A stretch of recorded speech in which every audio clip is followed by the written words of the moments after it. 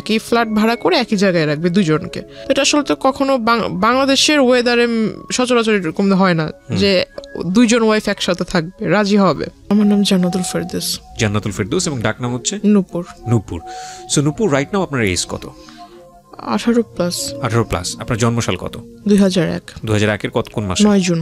9 June. আপনি 18+। জি। So নূপুর, আপনি কি এই জীবন গল্প অনুষ্ঠানটা শুনতেন আগে থেকে বা দেখতেন? আমি প্রথম থেকেই শুনতাম, একদম প্রথম থেকে। আমার 9 বছর ধরে আমি ধরনের অনুষ্ঠান করছি। আমি অত বছর ধরে শুনতে পারিনি, বাট আমি বিগত 2 বছর কি আড়াই বছর, মানে আমি তো এর আগে আরেকটা রেডিওতে করতাম, সেখানেও হয়তো বা শুনতেন, রাইট? নাকি শুধু ঢাকা এফএম? আমি ইউটিউবে যেগুলো প্রচার হয়েছে আমি সবগুলো শুনেছি। That's fine. তো যাই হোক, অনেক বড় একটা ইন্ট্রো হয়ে গেল। আমরা বরং আর দেরি না করি আপনার গল্পটা শুনি। শুরু করুন আপনি। আমার বাবা মা দুজনেই বাক ও শ্রবণ প্রতিবন্ধী, তারা দুজনেই কথা বলতে পারে না। হয়তোবা এটা এই ইস্যুটার কারণে আমার জীবনের এই অবস্থা। ছোটবেলা থেকে আমি ভালোবাসা কি সেটা পাইনি, বাবা মার ভালোবাসা কি, বড় ভাই বোনের ভালোবাসা কি।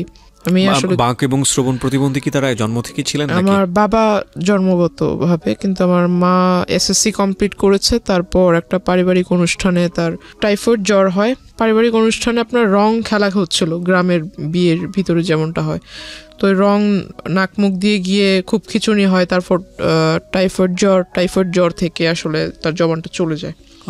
তারপর অনেক চেষ্টা করা হয়েছিল ডক্টরের কাছে, মানে ততক্ষণ অবধি খুব দেরি হয়ে যায় এবং রংটা টোটালি ব্রেনের সাথে জমে যায়, যার ফলে আর কোনো তাকে ঠিক করার উপায় ছিল না। ঠিক করার উপায় যদি থাকতো তাও 99% তার মৃত্যুর চান্স ছিল, যার জন্য তাকে এভাবেই মানে রাখা হয়। আমি এখানে একটু বলে নিচ্ছি, ওনার মা আছেন স্টুডিওর বাইরে এবং ওনার গল্পের প্রেক্ষাপটে হয়তো ওনার মা আসবেন এখানে যদি প্রয়োজন হয়। শুধু মা না, ওনার ছোট বোনও আছেন। আপনারা ধৈর্য ধরে পুরো ভিডিওটা দেখবেন এবং একই সাথে পুরো অনুষ্ঠানটা আপনারা শুনবেন প্রিয় শ্রোতা। প্রয়োজন হলে আমরা আপনাদেরকে স্টুডিওতে নিব। আমি সরি, মানে খুব খারাপ লাগছে শুনতে। তো এই কারণেই মূলত আপনার বাবার সঙ্গে আপনার মাকে বিয়ে দেওয়া হয়েছে? না, আমার মা খুবই সুন্দরী ছিল। আপনার মাকে দেখে আমি বুঝেছি উনি টিনেজে আরো সুন্দর ছিল, তার চুলগুলো খুব সুন্দর ছিল। তার জন্য বিএফডিসি থেকে অনেক প্রপোজাল এসেছিল ফিল্মের জন্য, অভিনয় করার জন্য। হ্যাঁ, তো আমার বাবাও ফিল্ম এফডিসিতে কাজ করতো। তো বাবা অ্যাকচুয়ালি, মা ওখানে যেত শুটিং দেখার জন্য যেত, কিন্তু তখনই হয়তো বাবার পছন্দ হয়ে যায়, যেহেতু বাবাও কথা বলতে পারতো না, কিন্তু ওনার সাইন ল্যাঙ্গুয়েজটা খুব ভালো ছিল। আচ্ছা। তো বাবা মাকে দেখে পছন্দ করে ফেলে। এক পর্যায়ে আমার মার পিছু করতে করতে আমার বাড়িতে চলে আসে, সে মানে মুখের উপরে বিয়ের প্রপোজাল দিয়ে ফেলে। কিন্তু এখানে আমার বাবা আসলে এটাকে ভালোবাসা বলে কিনা জানি না, বাবা একটা রং করেছিল, আমার দৃষ্টিতে এটা রং। তার প্রথম বিবাহ হয়েছিল, তার বাবা মা মানে আমার দাদা দাদি ফোর্স করে বিবাহটা করিয়েছিল, যার ফলে সে ওটা তার মানুষ বলে না যে আমাকে জোর করে বিয়ে দেওয়া হয়েছে, বাবা মার ইচ্ছাতে বিয়ে করলাম। তো আমার বাবাও সেটা করেছিল, কিন্তু সেই ওয়াইফের প্রতি আমার বাবার মন থেকে কোনো ভালো লাগা ছিল না, যার ফলে সে ছোটবেলাটা কাটিয়েছে ঢাকাতে। তো আমার আম্মুকে সে খুব পছন্দ করতো, আর ওটাই আমার আম্মুকে বলা যায় যে আমার আম্মুকে মন থেকে সে পছন্দ করে বিয়ে করেছে। এটা আমার ফ্যামিলির কেউ জানতো না। যখন আমি আমার আম্মুর পেটে, তখন মেবি বিষয়টা একটু ফ্ল্যাশ হয় যে আমার বাবা এখানে রেগুলার আসে, হঠাৎ কোথায় চলে যায়, কোথায় থাকে সে। আস্তে আস্তে যখন আমার জন্ম হয়, তখন আমার আম্মুর বিয়েতে যারা সাক্ষী ছিল বা বাবার ফ্রেন্ড ছিল যারা কথা বলতে পারে না, সেখান থেকে একটা জিনিস লিক হয় যে তার দেশের বাড়িতে ওয়াইফ আছে, তাদের ছেলে মেয়েও আছে। তখন আমার বাবা আসলে এটা টোটালি খোলসা করে সবার কাছে বলে যে আমি আসলে ওকে ভালোবাসতাম, ওকে যদি এটা বলতাম তাহলে তো তাকে বিয়ে করতে পারতাম না। তখন বিষয়টা আসলে ওপেন হয়। তখন আমার মা খুব রাগারাগি করে, এটা স্বাভাবিক, প্রত্যেকটা মহিলাই করবে। মা সুইসাইড করার চেষ্টা করে, তখন বাবা অনেক বুঝায়। তারপর দুই ওয়াইফকেই বাবা ডিসিশন নেয় যে একই সাথে রাখবে, একই ফ্ল্যাট ভাড়া করে একই জায়গায় রাখবে দুজনকে। এটা আসলে তো কখনো বাংলাদেশের ওয়েদারে সচরাচর এরকম হয় না যে দুইজন ওয়াইফ একসাথে থাকবে, রাজি হবে। তো আমার মা কিছুটা মেনে নিয়েছিল, কিন্তু ওনার ওই আগের ওয়াইফটা একটু অন্যরকম ছিল। উনি আসলে, আমার মা যেহেতু কথা বলতে পারতো না, কিন্তু উনি কথা বলতে পারতো। তো ওনার চাল চলন একটু অন্যরকম ছিল। বাবা আমাকে খুব আদর করতো, বাবা আমার জন্য যা নিয়ে আসতো এগুলো করতে ওই মহিলা আমার আম্মুর অগোচরে নিয়ে তার বাচ্চাদের দিয়ে দিত। আমার মা জিজ্ঞাসা করতো আমার মেয়ের খাবার ওদের দিচ্ছে, দুজনের জন্য তো সমান সমান আনছে। এক পর্যায়ে আমার মাকে, মানে বাবা ছিল না ওই দিন, মা রান্না করতেছিল, মাকে নাকি পিছন থেকে এসে ওই পা বটি দিয়ে মানে জবাই করার জন্য পিছন থেকে আসে। মা যখন পিছনে ঘুরে তখন দেখতে পায় মা তাকে ধাক্কা দিতে গেছে, তখন ওই সিলিন্ডার দিয়ে মানে আমার মার মাথায় আঘাত করে সে। তখন এই বিষয় নিয়ে অনেক ঝগড়াঝাটি হয়। মা এটা নিয়ে একটা মেবি জিডি টাইপের কিছু একটা করেছিল, বাবার সাথে অনেকটা সম্পর্কটা ডিস্টেন্স হয়ে যায়। তারপর আমার নানু মাকে নানুর বাড়িতে এনে রাখে। তখন থেকে আমার জন্মটা আসলে ঢাকায়, আমি তখন থেকে নানুর বাড়িতে। আচ্ছা, দাদার ভালোবাসা কি, দাদুর ভালোবাসা কি, চাচার ভালোবাসা কি, আমি আসলে এগুলো পাইনি। মানুষ বলে না যে কেউ যদি মানুষ হয় দাদার বাড়িতে থাকলেই ভালোভাবে মানুষ হতে পারে, নানা নানির বাসায় থাকলে ওইভাবে মানুষ হওয়া যায় না। আমার সবচাইতে বড় একটা আফসোস হলো যে আমি আমার মাকে কখনো মা বলে রাখতে পারিনি। কেন? কারণ শুনবে কিভাবে সে? যতটুকু শুনে ততটুকু হলো যে মা অন্য সবার সাথে সাইন ল্যাঙ্গুয়েজে কথা বলে। আমার যখন খাবারের সময় হয় তখন আমাকে মানে জান্নাত তো বলতে পারে না, তবে নূপুর শব্দটা একটু বোঝা যায় সে যখন বলে, তো নূপুর বলে ডাকে, ওটা আমি বুঝি। আর আমি যদি তাকে যাই বলবো না কেন সে সবই বোঝে। আমি আমার মার বাবার সবার কথা মানে একদম ভালোভাবে বুঝি। আমি যখন অন্যদের দিকে দেখি যে তারা বাবা মাকে কোনো কিছু চাওয়ার হলে, বাবা আমার এটা লাগবে, বাবা ওটা লাগবে, মাকে বলবে, কোনো প্রবলেম হলে বাবা মার সাথে শেয়ার করবে, আসলে আমার লাইফে আমি ওগুলার কখনো সুযোগ হয়নি, just because of language barrier. তাছাড়া আমার যেহেতু আমি বড় ছিলাম, আমার পর আমার 3টা ভাই মারা যায়। কি বলো ওটাকে, মানে ডেলিভারি টাইমটা হতো, তখনই আমার আম্মুর মানে জ্বর হয়ে যেত, প্রচুর জ্বর হয়ে যেত। জ্বরের ফলে বেবিটা ভিতরে বয়েল হয়ে যেত, মানে একদম, মানে যখন ভূমিষ্ঠ হতো তখন ডক্টর আমাকে দেখিয়েছে। আমার মার হাই প্রেশার, তো আম্মুকে কখনো এটা ডক্টর দেখায়নি, 3টা বাচ্চাই দেখায়নি, আমাকে দেখিয়েছে। আমি কোলে নিয়েছি, যখন হাতে টাচ করেছি চামড়াটা উঠালে এভাবে উপরে উঠতো, ভিতরেই সিদ্ধ হয়ে গিয়েছে। তখন আমার খুব ছোটবেলা থেকে আমার বাবার খুব মানে ছেলের প্রতি খুব আকর্ষণ ছিল, যে একটা মেয়ে একটা ছেলে থাকবে। ছোটবেলাটা ওই নানা নানির বাসায় কাটানো, মার ভূমিকা বাবার ভূমিকা নানা নানি পালন করেছে লেখাপড়া থেকে। মানে আমার এলাকার মানুষ এখনো বলে, যখন আমি খুব রাগারাগি করি বা খুব কষ্ট পাই তখন আমাকে এখনো বলে যে এই এলাকাটাতে কোনো ফ্যামিলিতে এমন কোনো বাচ্চা নেই যার কোনো মানে সম্পূর্ণ চাহিদা কোনো ফ্যামিলি সম্পূর্ণভাবে মানে পালন করেছে বা দিতে পেরেছে। কিন্তু আমার একটা ফ্যামিলি ছিল, মানে নানুর যেহেতু টাকা পয়সা যাই ছিল মোটামুটি খুব ভালোই ছিল, সম্পত্তি যা ছিল এগুলো আমাদের জন্য বিক্রি করে, তার নিজের ছেলের জন্য না করে আমাদের জন্য সে বিক্রি করে আমাদেরকে খাওয়াইছে। এখনো অবধি মানে আমাদের কোনো কাজ করতে হয় না, বসে বসে খাচ্ছি। মার বিয়ের পর আজ আমার 18+ চলতেছে, প্লাস আমার আম্মু বিয়ের সম্পূর্ণ বয়সটাই তার মার বাসায়। তো আসলে এগুলো তো আসলে খরচের বিষয় আছে, তাই না? এগুলো কয়জনে করে? এগুলো যদি আমি অ্যাভয়েড করি তাহলে এটা আমি আসলে মানুষ বলে গণ্য হব না, যদি এগুলোকে ভুলে যাই। আমার জন্মের পর যেটা বললাম যে আমার বাবার ছেলের প্রতি একটা আকর্ষণ ছিল, আমার মাকে খুব ফোর্স করলো, যেহেতু 3টা ছেলে মারা গেছে, বাবা খুব রাগান্বিত ছিল। আমার পরপর যে বাচ্চাটা মারা যায় সেটার ফলে আমার বাবার একটা সন্দেহ ছিল যে আমার নানি এটা মেরে ফেলেছে। কারণ আমার নানি ভাবতো হয়তো যে আমার মেয়ে এখানে, আবার একটা নাতনি এখানে, আবার একটা বাচ্চা হলে এটার খরচ কে বহন করবে। আমার বাবার একটা ভুল ধারণা ছিল এটা, আমার মনে হয়। বাবা এটা মানে পুলিশ কেস পর্যন্ত গড়িয়ে গিয়েছিল যে আমার শাশুড়ি বাচ্চাটাকে মেরে ফেলেছে, এরকম খুব একটা ঝামেলা হয়। তারপর আমার মা বলে যে এরকম কিছুই না, ওটা একটা দুর্ঘটনা ছিল, অ্যাক্সিডেন্ট। তারপর বাবা খুব ফোর্স করে মাকে পরবর্তী বাচ্চা নেওয়ার জন্য। দুর্ভাগ্যক্রমে মানে হয়ে যায় মেয়ে। দ্যাট মিন আমার যে বোনটা বাহিরে আছে, 3টা বাচ্চা মারা যাওয়ার পরে মেয়ে, 3টা বাচ্চা মারা যাওয়ার পর 16 বছর যখন আমার যখন 16 বছর চলে তখন আমার এই বোনটা। ওকে, ওর বয়স কত এখন? ওর এখন 4 চলতেছে। 4 চলছে। যখন আমরা জানতে পারি যে মেয়ে, যে হসপিটালে মেবি চেক আপ করলে বোঝা যায় যে মেয়ে হবে, তো এই বিষয়টা আমার মা কেন যেন আমার বাবার কাছে বলেনি। মা হয়তো ভেবেছে এটা বলার পর আমার বাবা নারাজ হবে বা ঝগড়াঝাটি করবে। তো আমি আসলে ওই বিষয়টা বুঝিনি, তখন আমি খুব ছোট। বাচ্চা হলো, আমি খুব খুশি যে আমার 3 ভাই আমি নিজের হাতে দেখেছি তাদের লাশটা, তো আমার একটা বোন হবে, আমি খুব খুশি। যে ভাই না হলো বোন তো পাবো। বোনটা যেদিন হলো সেদিন হসপিটালে আমি দেখতে গিয়েছি, বাবা বাহিরে ছিল। বাবাকে শুধু পিকচার পাঠিয়েছিলাম, বাবা বারবার জিজ্ঞাসা করেছিল ছেলে হয়েছে না মেয়ে হয়েছে, বারবার এক কথাই জিজ্ঞাসা করতেছিল। বাচ্চাটা এত সুন্দর সেটা আমাকে কিছু বলতেছে না, শুধু বলতেছে যে ছেলে না মেয়ে। তা আমি কিছু বলিনি, আমি বললাম বাবা আমি এগুলো দেখিনি, বাবু হয়েছে খুব সুন্দর, মার কাছে রেখেছে, আমি শুধু এতটুকুই দেখছি। তখন আমার মা আমাকে বুঝালো যে তোমার 3 ভাই মারা যাওয়ার পর তোমার বাবা আমার সাথে অনেক খারাপ ব্যবহার করেছে, এখন তো মেয়ে হয়েছে, দেখবা ওর কপালটা পুড়লো।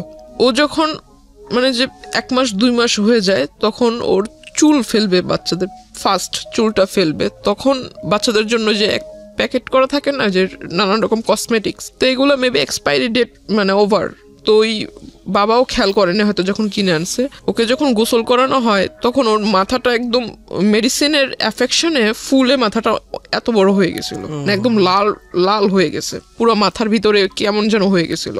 ও একটা না 1 সপ্তাহ অসুস্থ ছিল, হসপিটালে আমরা দৌড়াদৌড়ি করছি। তো হঠাৎ করে আমার বাবা দেশে আসে, কিছুদিন পর বাবা দেশে আসে, বাবাকে বললাম যে এই ঘটনা, বাবা কোথায় বাচ্চাকে দেখবে, কোলে নিবে, মানে এগুলো না হয়ে সে ঢুকেই বলতেছে ছেলে হয়েছে না মেয়ে হয়েছে, মাকে জিজ্ঞাসা করতেছে, মা বলতেছে মাথা নিচু করে মেয়ে হয়েছে। বাবা আমার বোনটাকে কোলে নেয়নি। ওনার আগের ঘরে কি কয়জন ছেলে মেয়ে? তার মেবি 2 ছেলে 1 মেয়ে। তারপরই অবস্থা। হ্যাঁ, ওনার যদি এমন হতো যে না একটা ছেলে নাই, প্রথমত এই আচরণটা ছেলে মেয়ের ক্ষেত্রে করাই উচিত না। দ্বিতীয়ত হচ্ছে যে ওনার তো ছেলে আছে, 2টো ছেলে আছে, তারপর এটা যাই হোক আপনি মেয়ে হিসেবে বলছেন, এটা খুব দুঃখজনক, আসলে আর কিছু বলার নেই। তারপর বোনকে তো এরকম দেখছি। বড় সমস্যা হলো যে আমি ছোট থেকে একাকিত্ব, মানে নিজেকে সবসময় একা করে রাখতাম। এটা আমার একটা, আমি মনে করি যে আমার একটা সবচেয়ে বড় ভুল। ইভেন আমি যখন স্কুলে পড়ি আমি কারোর সাথে মিশতাম না, আর আমার কাছে কেন যেন মনে হতো যে আমার আব্বু আম্মু তো এরকম, কারোর সাথে ফ্রেন্ডশিপ করলে অবশ্যই বাবা আমার একটা টপিকস প্রথমেই আসবে যে বাবা কি করে, মা কি করে। এগুলো শুনলে মানুষ আসলে কোন নজরে আমাকে দেখবে যে ওর বাবা মা কথা বলতে পারে না। আমাদের বর্তমান সমাজের মানুষ যেটাকে বলে বোবা, আর এই জিনিসটা আমার শুনতে খুব খুব খারাপ লাগে, যার জন্য আমি কখনো কারোর সাথে মানে ওইভাবে যদি পরিচয় হয়েও যায়, বাবা মার টপিকস আসলে আমি তার সাথে কথা বলা ক্লোজ করে দিই। তারপর মানে সবার সাথে কথা বলতাম না, একা একা থাকতাম। তো সবাই মনে করতো আমি অনেকটা হিংসুটে বা আমি একটু অন্যরকম, সবার সাথে মিশতে পারি না, আমার ভিতরে জেলাসি কাজ করে। তো আমি আসলে কারো কে আমাকে নিয়ে কি ভাবলো এগুলো আমি কানে দিতাম না। আমার ছোটবেলা থেকেই নামাজের প্রতি একটা আকর্ষণ ছিল, আল্লাহ তাআলার সমস্ত আদেশ নিষেধ এগুলো মেনে চলি ছোট থেকেই। আর আমার ছোটবেলা থেকে কেন জানি যে অ্যারাবিক কালচার যেটা আমার কাছে খুব ভালো লাগে। তো কলেজে উঠলাম, এসএসসির পর যে 3 মাস বন্ধ থাকে, 3 মাসের ভিতরে অনেক ঘোরাঘুরি হয়েছিল, অনেক জায়গায় মানে ঘুরছি। তো হঠাৎ করে একটা বিয়ের প্রপোজাল আসে আমার জন্য। তো ছেলেটা মেবি রাজনীতিতে জড়িত ছিল। তো যখন শুনলাম যে রাজনীতি করে, ঠিক আছে রাজনীতি করে ভালো, বিয়ের পর হয়তো বউকে ভালোভাবে রাখবে, প্রত্যেকটা ফ্যামিলি চায় তার মেয়ে একটা ভালো ভালো ছেলের কাছে বিয়ে হোক। কি করে যেন বাবা খোঁজটোজ নিয়ে দেখে যে ছেলের আসলে মানে ব্যাকগ্রাউন্ড ভালো না, নেশা টেশা করে, তো এজন্য ওটা রিজেক্ট হয়ে যায়। তারপর ওই ছেলেটা করে কি, মানে রিজেক্ট তো আমার বাবা মানে বললো, বাবার দ্বিমত ছিল। তো ওই ছেলেটা আসলে মানে পরে একটা আমার এলাকাতে ওর পরিচিত কোনো লোক টোক দিয়ে পরে বলে যে আমার নাকি মানে বিয়ের সাংসারিক জীবনে যাওয়ার মতো আমার ভিতরে মানে কি বলে এটাকে সক্ষমতা বা এরকম কিছু নাই। কে বলে এটা? মানে ওই লোকটা বলে। আচ্ছা, যার সঙ্গে বিয়ে হওয়ার কথা। হ্যাঁ হ্যাঁ। তারপর আমার শুনতে মানে যখন শোনার পর আমি আর বাড়িতে কিছু বলিনি, বললাম যে এই লোকের সাথে তো আর আমার বিয়ের সম্বন্ধটা আগায় নেই বা ওইরকম কোনো কথা হয়নি, জাস্ট দেখা সাক্ষাৎ হয়েছে, বাসায় আসছে দেখার জন্য, ওই পর্যন্তই, তাহলে এই বিষয় নিয়ে আর আগায় দরকার কি। ওই বিয়ের প্রস্তাবটা ওটা সব কিছু আমরা ভুলে গেলাম। তারপর আমি ভাবলাম যে সামনে কলেজে ভর্তি হতে হবে, কলেজে যাব, আর নতুন কলেজ, নতুন এরিয়া। যেদিন ফার্স্ট ডে কলেজে গেলাম, খুব মানে প্রথম দিনই খুব মানে ক্লাসের মানে 42 জন স্টুডেন্টের মধ্যে যেন টিচারদের চোখের মণি হয়ে গেলাম। কলেজ স্টার্ট হওয়ার 2.5 থেকে 3 মাসের ভিতরে আমার ফোনের ভিতরে একটা ফোনের মেসেঞ্জারের ভিতরে একটা নক আসে, রিকোয়েস্ট আসে যে ওই কেউকে মানে অ্যাট ফার্স্ট আপনার ফ্রেন্ড রিকোয়েস্ট পাঠায় নেই, কিন্তু মেসেঞ্জারে যে রিকোয়েস্টটা করে, মেসেজের রিকোয়েস্ট সেটা করে। তো আমি আসলে দেখতে পাই মানে আমার একটা রাজনৈতিক যে প্রেক্ষাপটটা, আমার ছোটবেলা থেকে কেন যেন মনে হতো যে আমি বড় হয়ে লেখাপড়া করে ইচ্ছা ছিল যে আমি এগুলো করব। তখন ওই টাইমটাতেই ওই লোকটা আমার প্রোফাইল পিকচারে ছিল, ওই যে পিকচারটা ছিল সেই পিকচারটা দেখে উনি আমাকে নক দেওয়ার পর সে আমাকে ডিরেক্টলি অ্যাট ফার্স্ট নক দিয়ে আমার নাম্বার চায়। ইভেন সে লিখে যে আপনি যদি আমার দলের ভিতরে আসেন তাহলে আপনাকে দেখে অনেক লোক উপলব্ধ হয়ে, আপনাকে দেখে অনেক লোক, আপনার আশেপাশের অনেক লোক আমার এখানে আসবে। আপনার প্রোফাইল পিকচারের মধ্যে দলীয় কোনো ব্যাপার-স্যাপার ছিল? হ্যাঁ হ্যাঁ। ওকে। আর আমি জানতাম না যে প্রোফাইল পিকচার আমার সাথে যিনি ছিল ওনার সাথে আবার ওনার আগে থেকেই পরিচয় আছে। ওটা উনি দেওয়ার পর আপনার প্রোফাইল পিকচারের মধ্যে এমন একজন ব্যক্তি ছিল যার সঙ্গে যিনি আপনাকে নক দিয়েছেন তার পরিচয় ছিল? হ্যাঁ। ওকে। মানে ওনার ওখানে উনি কাজ করতো, যিনি আমাকে নক দিয়েছে। তো উনি আমাকে যখন এই মেসেজ দেয় তখন আমি ভাবলাম যে উনি আমাকে মেসেজ দিয়েছে, আমি ওনাকে চিনি না, উনিও আমাকে চিনে না। এই প্রথম যেহেতু মেসেজ দিয়েছে, মেসেজ দিয়ে আবার নাম্বার চাচ্ছে প্রথমেই নাম্বার চাচ্ছে, প্লাস বলছে যে আমার দলে আসলে আপনার লাইফটা অনেক ভালো হবে, লাইফটা অনেক ভালোভাবে লিড করতে পারবেন, অনেক বড় পোস্ট পাবেন, দেশে বিদেশে ভ্রমণ করতে পারবেন, আরও অনেক কথা। তো আমি আসলে এই কথা শুনে আমার কাছে অনেকটা মানে টাউট টাইপের মনে হয় যে লোক বাট পারে, মানে আমি তো এখনো পূর্ণ এজে পৌঁছায় নেই, তো আমি কিভাবে রাজনীতি করব? আর আমাকে সে পোস্ট দিবে, আমি পোস্ট মানে আমার একটা সিগনেচারে মানুষ এই দেশ থেকে ওই দেশে চলে যাবে, এটা আবার এমন কোন ক্ষমতা? দুনিয়াতে তো অনেক রাজনীতিবিদ আছে যাদের বয়স অনেক বেশি, একটা নির্দিষ্ট টাইম থাকে না। তো আমিও ওটা মিন করে মানে তার সাথে আর কথা বলিনি, সে আমাকে রিকোয়েস্ট পাঠিয়েছে, তার সাথে কোনো কথা না বলে আমি সাথে সাথে রিকোয়েস্টটা রিমুভ করে দিই। অনেক দিন যায়, সে আবার অন্য একটা আইডি থেকে রিকোয়েস্ট মানে ওইভাবে রিকোয়েস্ট করে সেম কথা বলে, তখন আমি বুঝতে পারি যে অন্য আইডি হলে কি হবে, লেখা তো সেম, নাম্বারটাও সেম, আমি ওটা রিমুভ করে দিই। তারপর সে আমাকে সে একটা কাজ করেছিল যে আমার ফেসবুকের ভিতরে যে পিকচারগুলো আমি আপলোড দিতাম সেগুলো সবকিছু পাবলিক ছিল, পাবলিক থাকলে মেবি লাইক টেক বেশি আসে এরকম কিছু। আমি আসলে বুঝতাম না যে পাবলিক থাকলে পাবলিক অনলি মি থাকলে পিকচার মেবি দেখতে পারবে না, অনলি মি থাকলে শুধু আপনি দেখতে পারবেন, ফ্রেন্ডস থাকলে আপনার লিস্টে যারা আছে তারা দেখতে পারবে, ফ্রেন্ডস অফ ফ্রেন্ড থাকলে তাদের ফ্রেন্ডরা দেখতে পারবে। প্রোফাইল গার্ডের যে সিস্টেমটা এটা তো মেবি ইনস্ট্যান্ট হয়েছে। তো তখন প্রোফাইল পিকচারে ওইরকম লকটক সিস্টেম ছিল না, পিকচারটা সে ডাউনলোড করে রেখেছে, ডাউনলোড করে মেবি ওই যে প্রিন্ট আকারে বের করেছে। তারপর আমার ওখানে ইউনিফর্ম পরা কিছু ছবি ছিল, ইউনিফর্মের সাথে আপনার যে আইডি কার্ডের যে লেসটা হয়, লেসের ভিতরে কলেজের নাম ছিল, সে সমস্ত কিছু ডাউনলোড করে মানে টোটালি অ্যাডভান্স ছিল, কোন পিকচারে কত মানে কোন ডেটে কোন পিকচার ছেড়েছি, আজকে একটা পিকচার ছেড়েছি, যে কমেন্ট করেছে সে কালকে পিকচার স্টাডি করেছে জিনিসগুলো, হ্যাঁ সমস্ত কিছু সে নোট করেছে, প্লাস স্ক্রিনশট রেখেছে কারা কারা মানে রেগুলার কমেন্ট করে, লাইক করে, প্লাস ওইখানে আপনার লাইক কমেন্ট অ্যান্ড স্মাইলি দেওয়ার সিস্টেম আছে, অ্যান্ড লাভ চিহ্নর মেবি একটা রিঅ্যাকশন আছে, ওইরকম কারা কারা দেয়, হ্যাঁ সমস্ত কিছু। সে একটা মানে তার একটা অস্বভাব ছিল কি সবকিছু লিখে, মানে কাগজ কলম তার কাছে মানে সবকিছু লেখার ভিতরে সে এক্সপার্ট ছিল। তো এরকম নোট করে রাখে, ছবি টবি প্রিন্ট করে রাখে, যা যা ছবি ছিল সমস্ত ছবি সে ডাউনলোড করে। তারপর যে কলেজের ছবিটা ছিল সেই ছবিটা নিয়ে আমার কলেজে যায়, কলেজে যাওয়ার পর এটা খোঁজে, কলেজের ওইখানে আমাদের সিস্টেম ছিল যে বাহিরের কেউ আসতে পারবে না, প্লাস কোনো গার্ডিয়ান ভিতরে আসতে পারবে না, গার্ডিয়ান যদি আসে তাহলে গেটের বাইরে থাকতে হবে, টাইম হয়ে যাবে ছুটির তখন নিয়ে যাবে।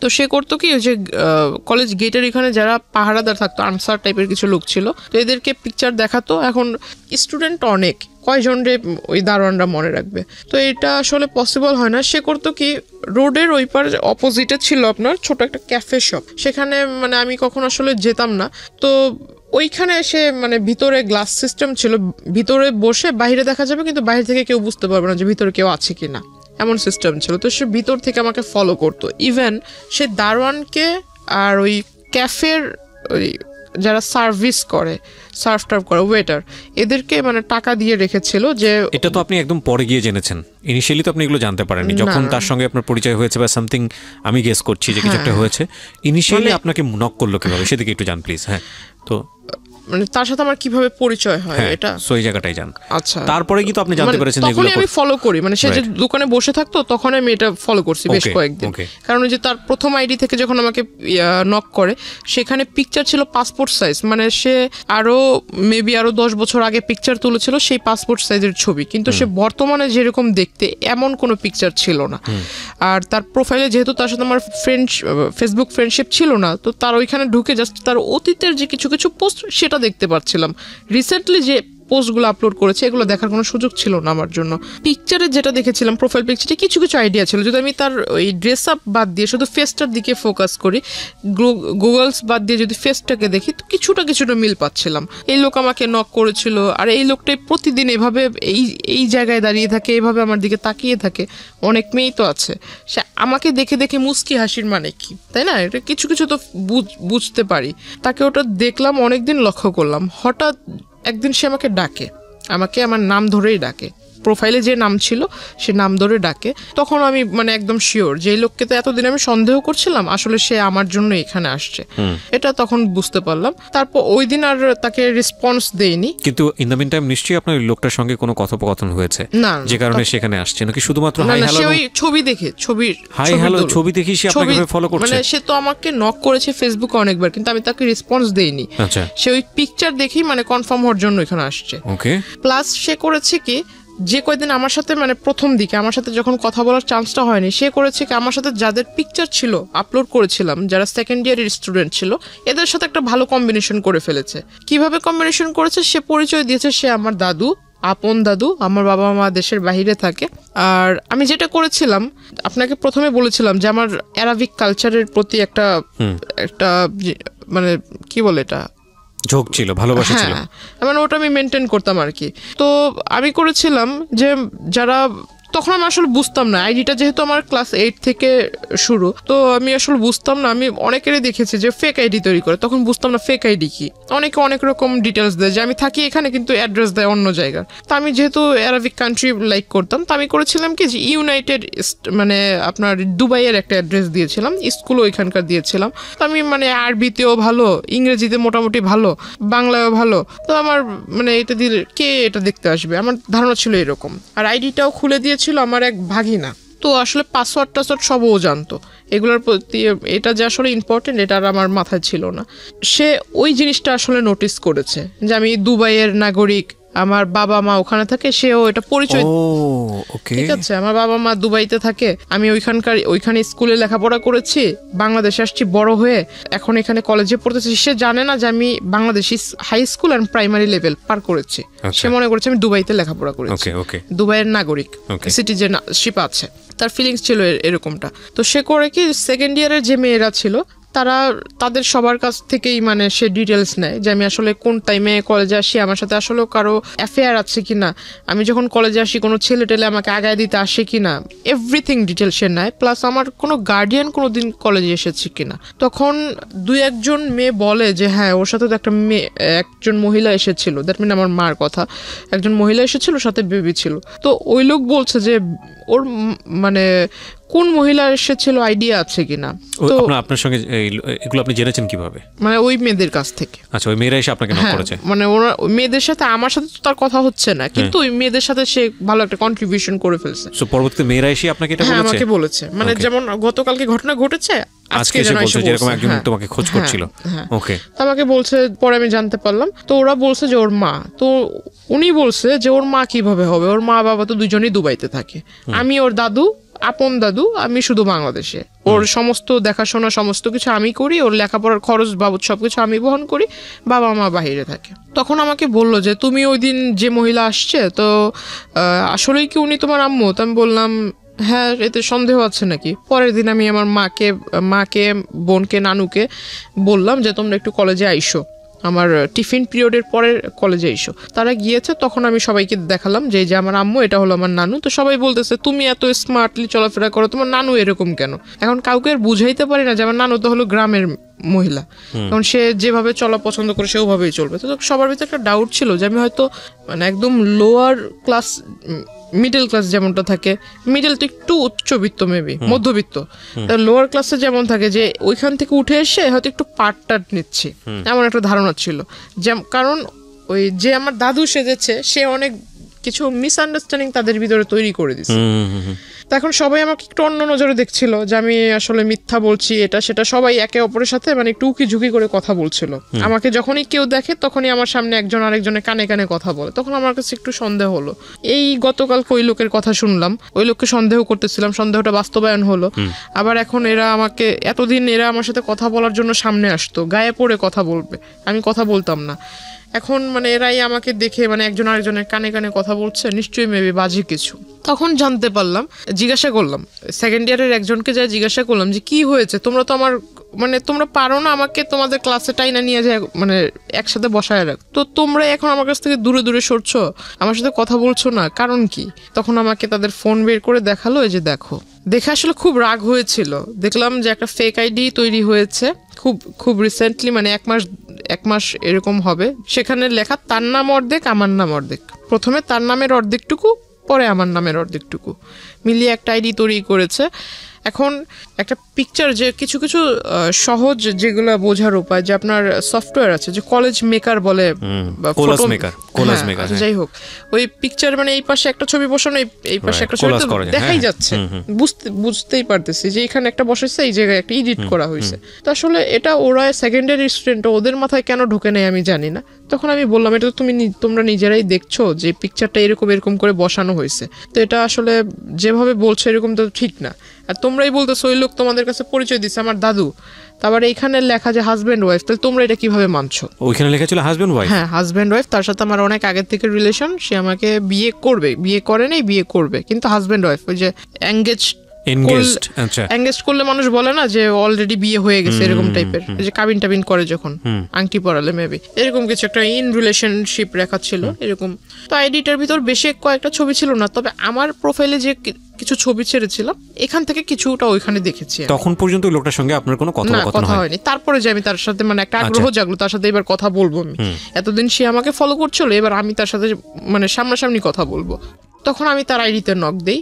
আইডিতে নক দেওয়ার ফলে সে আমাকে ডিরেক্টলি বলে যে আমি আইডিতে মেসেঞ্জারে কথা বলবো না, নাম্বার দেন, নাম্বারে ফোনে কথা বলবো। আমি বললাম এখন তো আমার মানে জানতে হবে সে যে এই কাজটা করলো, এত বড় একটা সমস্যা তৈরি করলো আমার জন্য, এটা মাত্র আমার কলেজের স্টুডেন্ট মানে ক্লাসমেট বা সিনিয়র স্টুডেন্টও দেখেছে। এটা যখন আমার বাড়ি পর্যন্ত যাবে, আল্লাহ না করুক যদি এটা জেনে যায়, তখন আমার কি হবে? কলেজ তো এখানে শেষ, আমার বাবা মা এই অবস্থা। তখন আমি তার সাথে মানে যোগাযোগ করার চেষ্টা করি নিজ থেকে। তখন তাকে নাম্বার দিই, নাম্বার দেওয়ার পর সে কথা বলে। সে আমাকে বলল যে আমি আপনার সাথে দেখা করব।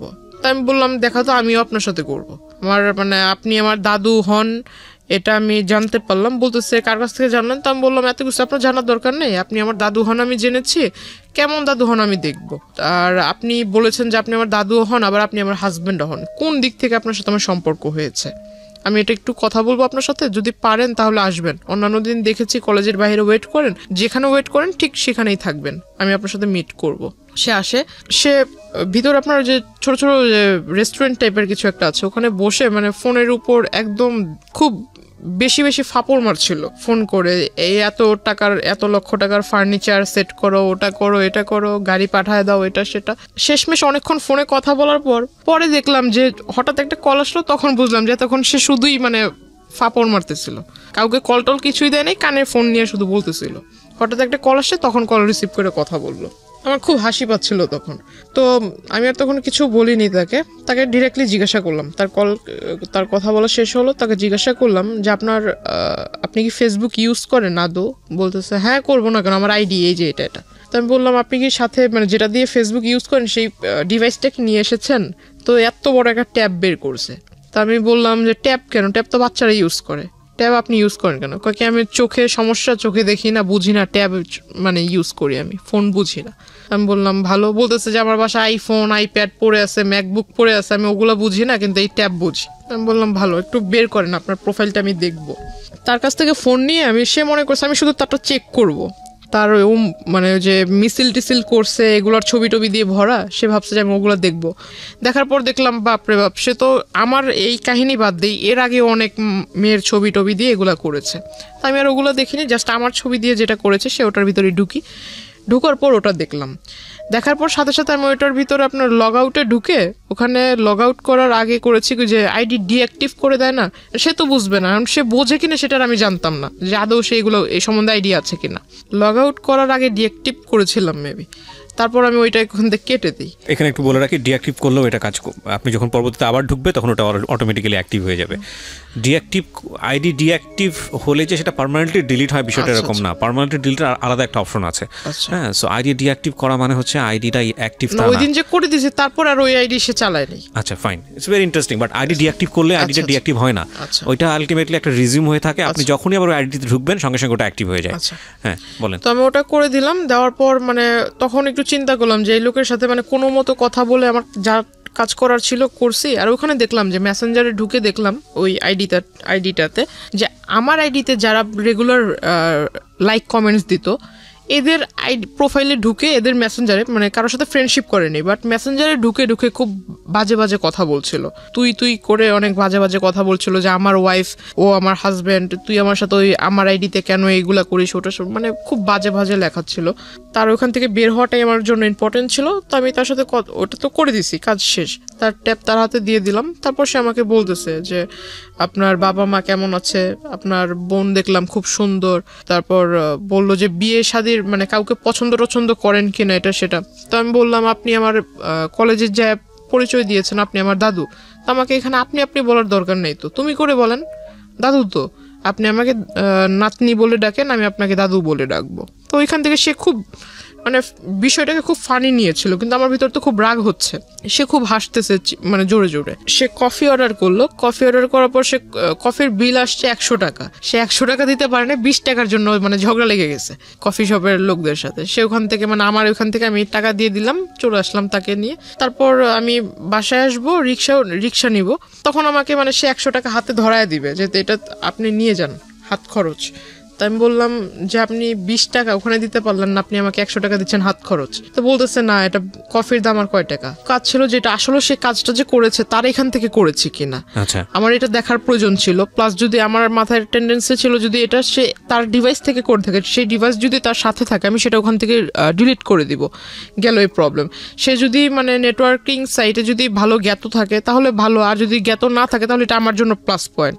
ওইখান থেকে যদি আমি ডিলিট করে দিই তাহলে সেটা আর সে করতে পারবে না। রাইট, আমরা এখানে দুটো জিনিস যুক্ত করতে চাই গল্পটার শক্ত অবস্থান করার জন্য, কারণ ইতিমধ্যে অনেকের মনেই অনেক ধরনের প্রশ্ন চলে এসছে। এই লোকটার সঙ্গে এই যিনি আজকে আমাদের এখানে আছেন গেস্ট, জান্নাতের মূল যে জায়গাটা থেকে সম্পর্ক, ঠিক সম্পর্ক না মানে এই ধরনের যে আদান প্রদান হচ্ছে বা এক ধরনের যোগাযোগ তৈরি হয়েছে, সেটার মূল কারণটা হচ্ছে জান্নাতের একটা পলিটিক্যাল ব্যাকগ্রাউন্ড আছে যেটা আমরা এখানে রিভিল করিনি, এবং সে চাইতো পলিটিক্স করতে, যে কারণে তার প্রোফাইল পিকচারে সে যাদের সাথে মুভ করেছে সেই সব মানুষদের ছবি ছিল। এবং যেই ভদ্রলোকটি তাকে নক দিয়েছে তিনিও পলিটিক্সের সঙ্গে জড়িত ছিলেন, এবং তিনি ওই তার এরিনার হওয়ার কারণে ওর প্রোফাইলে নক দিয়েছে।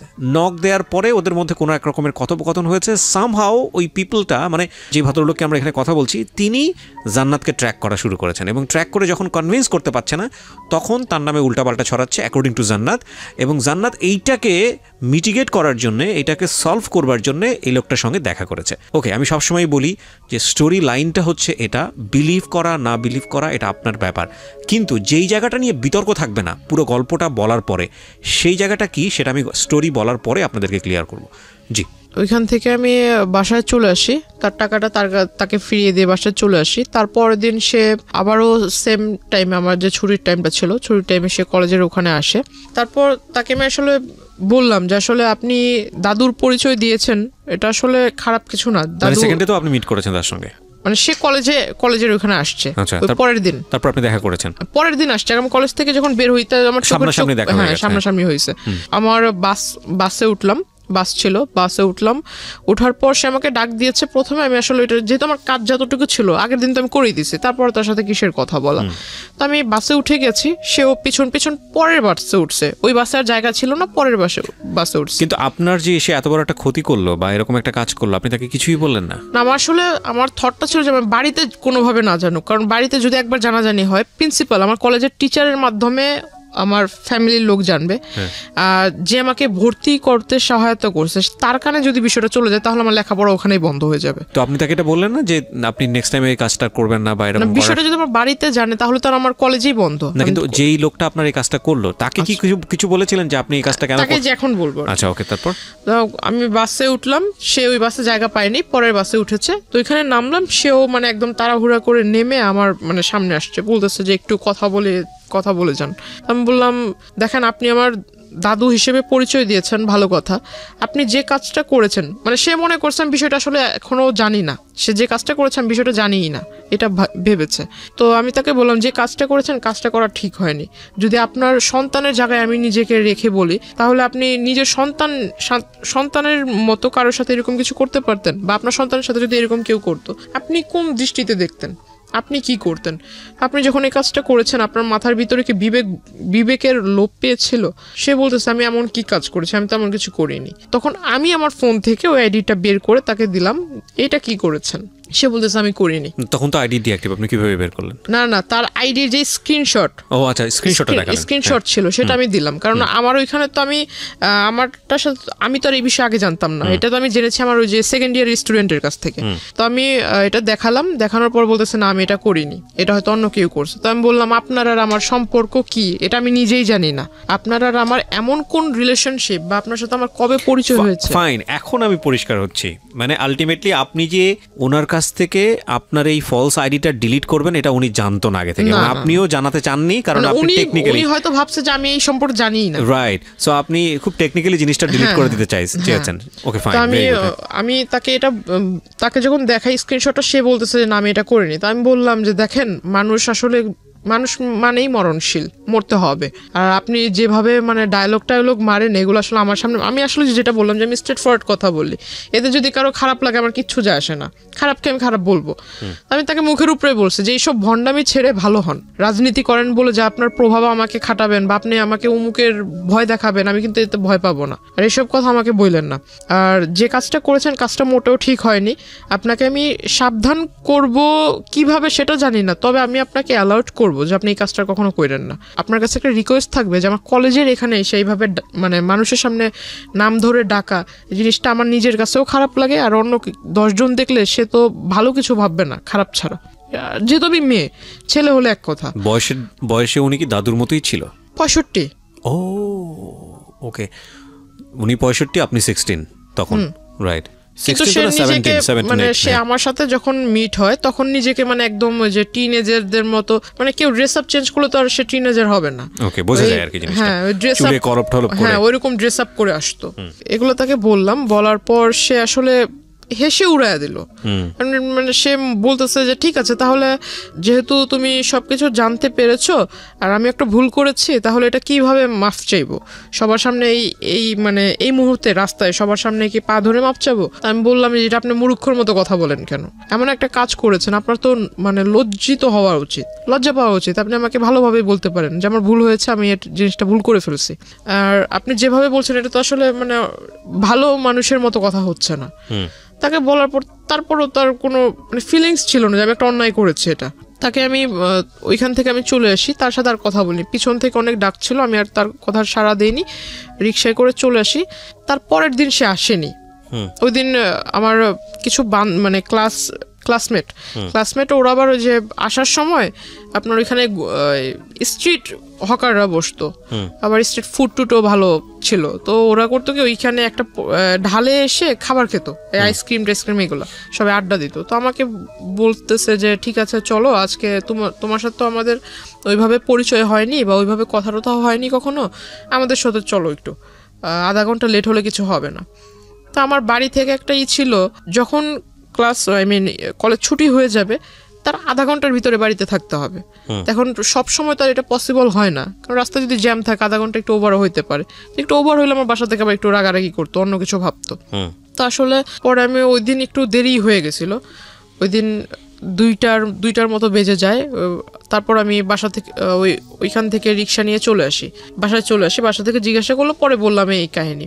তখনও অবধি শুধু যেহেতু আমি ছোটবেলা থেকে সবকিছু আম্মুর সাথে মানে যে সাইন ল্যাঙ্গুয়েজে আমার কোনো কিছু যেটা করতে যাব বা কোনো কিছু করার একটা স্টেপ নিয়েছি আম্মুর সাথে শেয়ার করতাম, কারণ আমি জানি যে আমার আম্মু আমি যা বলবো সেটা শুধু ভালো হলে আমাকে একটা ভালো সাজেশন দিবে, খারাপ হলেও বুঝাবে, কিন্তু কারোর সাথে এটা লিক করবে না।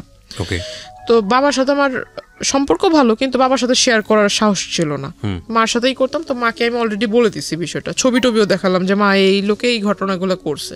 তো মা আমাকে বললো যে তুমি কলেজে যাবা, ড্রেস আপ, যেহেতু ওইখানে আবার বোরকার এলাও ছিল না, কলেজ ড্রেসের কালারের বোরকা এলাও না, ড্রেস আপ পরে যেতে হবে, কলেজ ড্রেস পরে যেতে হবে। তো বাসায় আম্মু আমাকে বললো কি যে তুমি ওই ব্যাগে করে যে নেকআপ বলে, নেকআপ ব্যাগে করে নিয়ে যাবা, রাস্তা পর্যন্ত যাবা, কলেজের গেটে ঢুকে নেকআপ খুলে ফেলবা, আবার কলেজ থেকে বের হয়ে নেকআপ পরে চলে আসবা, যাতে কেউ ফেস না দেখে। তো ওটা করলাম। এখন আমার মাথায় এটা ছিল না যে মানুষের চোখ দেখলেও মানুষকে চেনা যায়, যে আসলে চোখ দেখলেও বোঝা যায় যে আমি ওই মানুষটাই এটা। তো সে কিভাবে আমার মানে ফলো করে ফেলছে ওই অবস্থাতেই। আমার নেকআপ টেকআপ বাঁধা ছিল, বাসে উঠছি, বাসে উঠে সনি হলের ওখানে নেমেছি, রিক্সায় দিয়ে 1 নম্বরে মাজার রোডের ঢালে চলে আসছি, সে দৌড়াইতে দৌড়াইতে আসছে পিছন থেকে। এখানে একটা জিনিস খেয়াল রাখবেন প্রিয় শ্রোতা, ওনার না আছে কোনো আপন বড় ভাই, না আছে বাবার দিক থেকে কোনো হেল্প, মা আছেন তিনি আসলে বাক প্রতিবন্ধী, নানা এবং নানু বয়স হয়ে গেছে তাদের। সুতরাং এরকম একটা মেয়ে এরকম একটা বখাটে লোকের দ্বারা প্রতিনিয়ত হ্যারাসমেন্টের শিকার হচ্ছে। অ্যাকর্ডিং টু হার ওয়ার্ডস যদি আমরা তাকে বিলিভ করি, তাকে তো একটা শেল্টার দিতে হবে, তাকে তো একটা সাপোর্ট দিতে হবে। অন্যান্য ভাই বোনদের ক্ষেত্রে হলে হয়তো এরকম হতো যে ভাইটা সাথে যাচ্ছে বা মাটা সাথে যাচ্ছে, তাকে গার্ড দিয়ে নিয়ে আসছে, ওর ক্ষেত্রে সেটা সম্ভব ছিল না। সো এগুলো একটু খেয়াল রাখবেন। জি বলেন। তারপর তো ওখান থেকে মানে চলে আসছি, সে পিছন থেকে দৌড়ায় আসছে, দৌড়ায় এসে মানে যে রিক্সার যে হুড যেটাকে বলে, এটা পিছন থেকে এরকম টান দিয়ে ধরেছে। তো রিক্সাওয়ালা পিছনে যখন তাকাইছে, ওই লোক হঠাৎ করে সামনে এসে বলতেছে যে তোমার সাথে আমার কিছু কথা ছিল।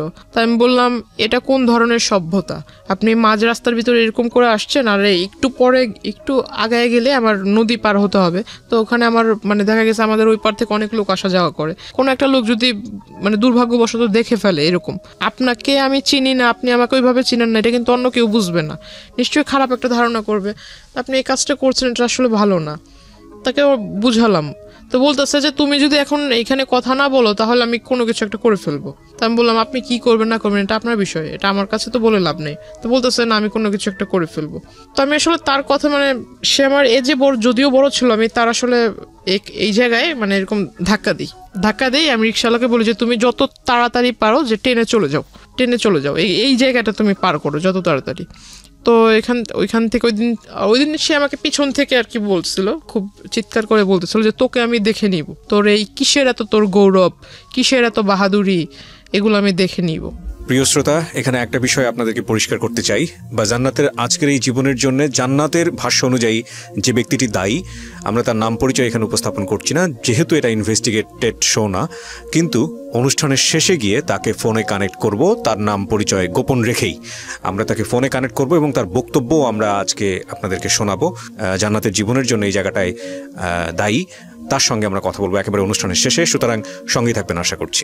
সে আসলে কি করবে এমন, আর সে যদি ওই রকম রাজনৈতিক নেতাই হয়, বড় কোনো রাজনৈতিক নেতা হয়, তো প্রত্যেকটা বড় রাজনীতিবিদ মনে করে যে আমি একটা কিছু করতে যাব, এটা যাতে পাবলিশ না হয়, তার রাজনৈতিক ক্যারিয়ার আছে। তো এই লোক যদি অত বড় নেতাই হয় তাহলে সেই রাস্তার ভিতরে এগুলো করবে কেন? দ্য পয়েন্ট ইজ দ্যাট আপনারও তো রাজনীতির ব্যাকগ্রাউন্ড ছিল, এবং আপনার সম্পর্কে আমি যতটুকু জানি তাতে আপনার যে আত্মীয় স্বজন তারাও মোটামুটি হাই অফিসিয়ালস।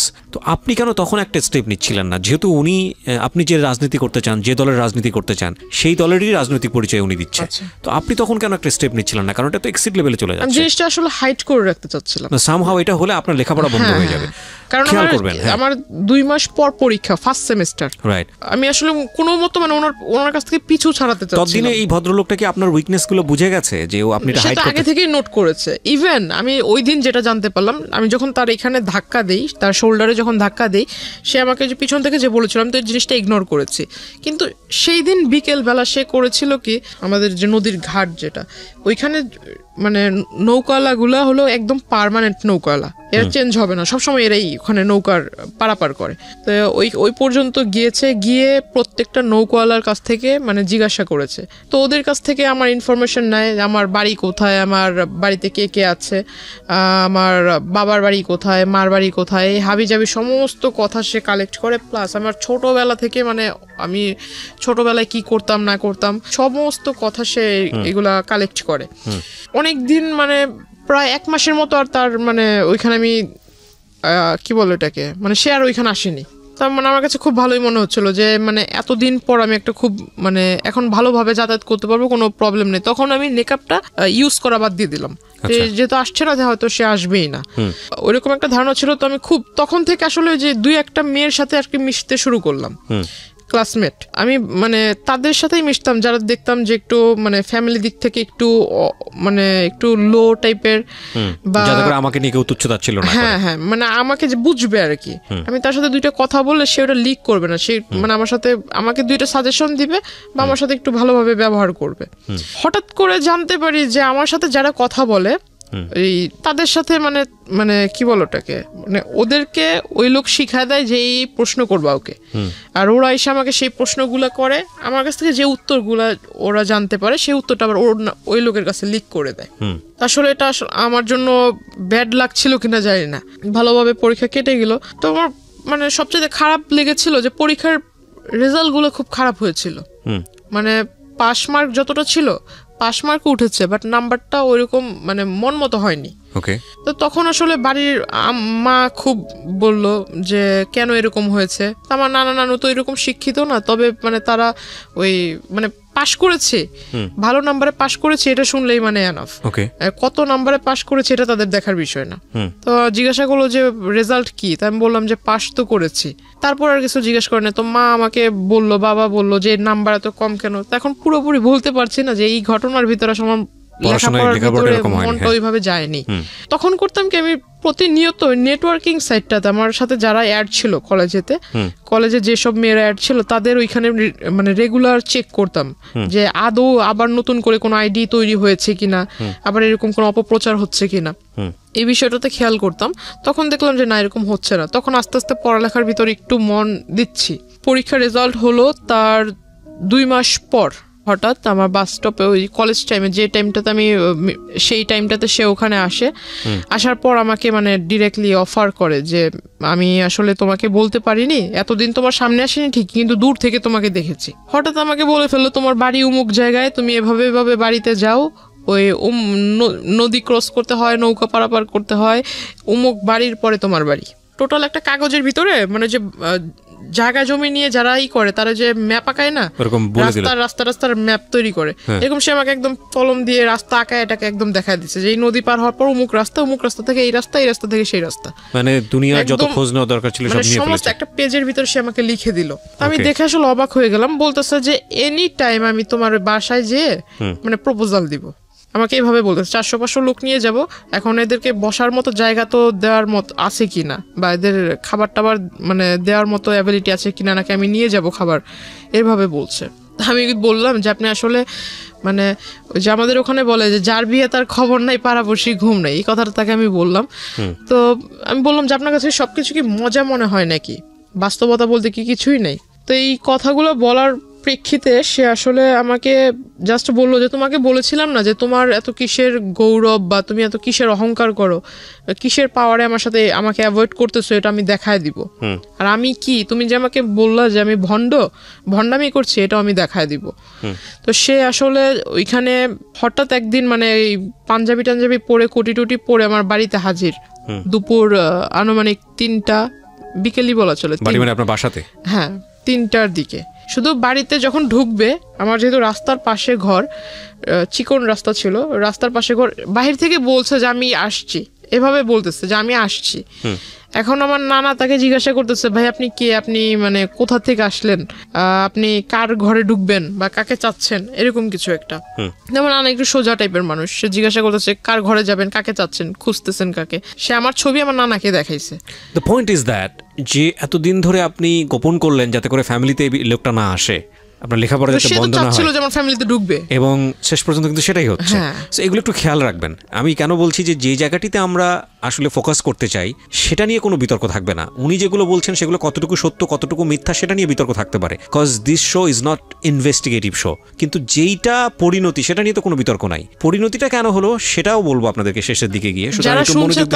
যারা শুনছে তারা হয়তো বলবে যে এই ঘটনাটা মানে যেহেতু এখানে ওই দ্বিতীয় পক্ষ নেই, সো সেই হয়তো মানে নিজের ভালোটা বলতেছে, কিন্তু যে দ্বিতীয় পক্ষ তারও তো এখানে ভালো থাকতে পারে, নিজের মানে খারাপটা গোপন রাখতেছে। আসলে এরকম কিছুই না। যারা শুনতেছেন আমি তাদের উদ্দেশ্যে বলবো যে আমি আসলে আমার লাইফে যেটা আমি ফেস করেছি এমনটা যাতে অন্য কারোর সাথে না ঘটে, এটা একটা মানে অ্যালার্ট করা হচ্ছে, সেটা তো আমাদের অনুষ্ঠানের উদ্দেশ্য। এবং আমরা সবসময় যেটা বলি যে দুই পক্ষ থাকলে এখানে বিষয়টা অন্যরকম হতো, এবং যাকে নিয়ে বলা হচ্ছে তার পরিচয় আমরা এখানে রিভিল করিনি, এটা আমাদের অনুষ্ঠানের জায়গা থেকে করিনি। কিন্তু এটা উনি ব্যক্তিগতভাবে করবেন কি করবেন না বা অন্য কোথাও হয়েছে কিনা সেটা নিয়ে আমাদের কোনো দায় নেই। কিন্তু আমাদের উদ্দেশ্যটা আসলে ওনার জীবন কি হয়েছে, কেন হয়েছে, সেই প্রেক্ষাপটটাকে আপনাদের সামনে তুলে ধরা, কাউকে হেয় করা, কাউকে নিয়ে আলোচনা সমালোচনা করা আমাদের উদ্দেশ্য না। এবং দিন শেষে আপনার জীবনটা যাতে এরকম না হয় সেজন্য আপনি কি স্টেপটা নেবেন সেই লার্নিংটা দেওয়া। ওকে, সো আমরা এইভাবে আগাতে চাই। জি, তারপর কি হলো? বাসায় আসলো। হ্যাঁ, সে বাসায় আসলো। তো বাসায় এসে ঢুকে মানে আমার মাকে মানে প্রথমেই আমার মার পায়ে ধরে মানে সালাম করে। আপনার মায়ের বয়স ওনার বয়সের চেয়ে কম হবে? আমার ওনার মেয়ের বয়সের মেবি আমার মা। তো যাই হোক, আমার মার পায়ে ধরে সালাম করে ফেলছে। তো আমার মা মানে এমনিতে একটু রাগী, কারণ পুরুষ মানুষের সামনে সে আসে না। তো আমার মা খুব রেগে গেছে, মানে যে আপনার আমাদের ওখানে বলে শলা, আসলে এটা বলা ঠিক হবে কিনা জানি না, তবু যেটা ঘটেছে আমি বলি। তো আমার মা আসলে শলা নিয়ে আসছে হাতে করে, মানে খুব রেগে গেছে যে আমার পায়ে টাচ করলো কেন এই লোক। তার মানে জানতো যেহেতু আগে থেকে, সুতরাং আপনার মা না, আমার মাকে তো আমি ছবি আগেই দেখাইছি, আর সেই লোক চলে আসছে। আর আমি ততক্ষণ অবধি মানে নানার কাছ থেকে শুনছি অন্য ঘরে, মানে মাত্র গোসল করে এসে ঘরে ঢুকছে, আর ওই টাইমে বাইরে থেকে কিন্তু সাউন্ড পেয়েছে, সে বলতেছে আমি আসছি। এইটা শুনে মানে একটু মনের ভিতরে যেটা ধুক ধুক করতেছে আমার। আমি বলতেছি যে এই লোক যদি এখন বাড়িতে মানে আগে পরে সবকিছু বলে, আমি তো আসলে লেখাপড়াটা বুঝি আজকেই আমার শেষ, আর যাইতে পারবো না। আমার মাথা একদম বইটই সব একদম পুড়ে ফেলবে। তো আমি অন্য ঘরে বসে শুধু চুপচাপ মানে ভাবতেছি যে আসলে কি বলবো। বাড়ির লোকের কাছে যখন এই লোকটা তার মতো করে বলবে, বাড়ির লোক আমাকে যখন জিজ্ঞাসা করবে, আমি তখন কি করব। তখন ওই লোকের সামনে আমার মা শলা নিয়ে আসে, মানে তাকে দেখাইতেছে শলা দিয়ে বাড়ি মারবে, মানে ঝাঁটা। হ্যাঁ, ওই শলা দিয়ে বাড়ি মারবে। তো ওই লোক বলতেছে যে মানে সে তার ইশারা বোঝে না, ইশারার কথা তো আর বোঝে না ওই লোক। আপনার মা সম্পর্কে তো জানতো যে উনি? না, এগুলো জানতো। ও একেবারে জানতো না। আচ্ছা। তো ওই মানে সে তো ইশারা ভাষা বোঝে না, সে বলতেছে মানে হাত দিয়ে দেখাইতেছে যে আমি ওইরকম কেউ না, আমি আপনাদেরই পরিচিত, আপনাদেরই ওই কি বলে ওই আত্মীয় হব, এরকম কিছু একটা বলতেছে। তো আমার মা আসলে তো মানে মা তো রেগে আছে হাতে নিয়ে, মা বারবার বলতেছে তুই ঘর থেকে বেরো, এরকমটা বলছে। তো আমি ওই ঘর থেকে আসলাম, আসার পর তাকে ডিরেক্ট সবার সামনে জিজ্ঞাসা করলাম যে আপনি এখানে কি করে, মানে অ্যাড্রেস পেলেন কোথায়? বলতেছে যে বললাম না আমার কাছে কোনো কিছু অসম্ভব না, আমি তো সবকিছু জানি, তোমার সম্পর্কে সমস্ত কিছু জানি। মানে আমি আসলে খুব হতভম্ব। আমার নানা একবার আমার দিকে তাকায়, আমার নানু একবার আমার দিকে তাকায়, আমি একবার তাদের দিকে তাকাই, মানে তারা আমাকে গিলটি ভাবতেছে। আমি এখন মানে ভাবতেছি যে আসলে আমি যদি তাদের বাড়ির লোকেরা বলি, এরা কি আদৌ আমার কথা বিলিভ করবে? কোন দিক থেকে বিষয়টা নিয়েছে জানি না। তো নানা বাইরে এসে বলতেছে যে আমাদের বাড়িতে আজ পর্যন্ত যেই আসুক না কেন, সে যদি ফকিরও হয়, সে শুধু খালি হাতে মানে খালি মুখে যায়নি। এখন এই লোকটা যখন ভাতের কথা বলে ফেলছে, আর দুপুরের টাইম, আমরা এখন কেউ খাই নেই, তো ঘরে আমার মাকে জিজ্ঞেস করতেছে ভাত আছে কিনা। তো আমার মা আসলে বিষয়টা কি ভাবছে জানি না, ফ্রিজ থেকে পচা ভাত দিছে। আর তখন ফ্রিজ যে খুলছে, ফ্রিজের ভিতরে যে মাংস টাংস আছে, এইটার সেন্ট আবার উনি পাইছে, যেহেতু খাটে বসা ছিল, উনি সেন্ট পাইছে যে ফ্রিজের ভিতরে মাংস আছে, কিন্তু অথচ আমাকে পচা ভাত দিছে। তখন উনি বলতেছে যে আমাকে ওই কাঁচামরিচ দেন অনেকগুলো, আর পেঁয়াজ দেন। তো আমার মা ওই পেঁয়াজ টেয়াজ ছুলে টুলে নেই, ওইভাবে আইনা একদম তার খাটের ভিতরে ফেঁকে মারছে। তো সে আসলে দেখলাম মানুষ নির্লজ্জ হলে কতটুকু নির্লজ্জ হতে পারে, মানে বলা নাই কওয়া নাই, সে হুট করে একজনের বাসায় আসলো, সে নিজে থেকে ভাত চাইলো, ভাত মানে তাকে যে মানুষ এতটা মানে তাকে দেখে এতটা খারাপ বিহেভ করতেছে, তারপর সে উঠে যাচ্ছে না, সে ওখানে বসে আছে, সে ওই ভাতগুলো খেয়েছে। খাওয়ার পর আমার নানাকে বলতেছে ভাই একটা কাগজ থাকলে কাগজ আমাকে দেন। তো পরে আমার নানা কাগজ এনে দিল, কাগজ এনে দেওয়ার পর সে লিখে দিল। আমার মাকে বলতেছে যে আপনার মেয়ে খুব ভালো, আপনার মেয়ে খুব মানে আপনার মেয়ের ভাগ্য খুব বড় হবে, আপনার মেয়ের ভবিষ্যৎটা খুব উজ্জ্বল হবে, আর যদি আপনাদের অনুমতি হয় তাহলে ও আমাদের দলে আসবে, দলে আসার পর দলের কাজ করবে, দলীয় কাজ করবে, তার ফলে আপনারা সবাই খুব ভালোভাবে থাকবেন, এরকম কিছু একটা বলতেছে। তো আমার মাকে যখন লিখে ওটা দিছে, আমার মা একদম কাগজ মানে যেটাকে কি বলে মানে হ্যাঁ, ওর দুমড়ে মুছে ওর মুখের ভিতর মারছে। তারপর আমি ওনাকে মানে বাধ্য হই ওনার কলার ধরে বের করতে। তারপরও সে মানে তখন তার যে আমি একটা পুরুষ মানুষ, আসলে যে কোনো পুরুষ মানুষের কলার ধরে সে রাখবে, রাইট? কিন্তু আসলে তার তখন মুখের ভিতর হাসি ছিল, রাগ ছিল না।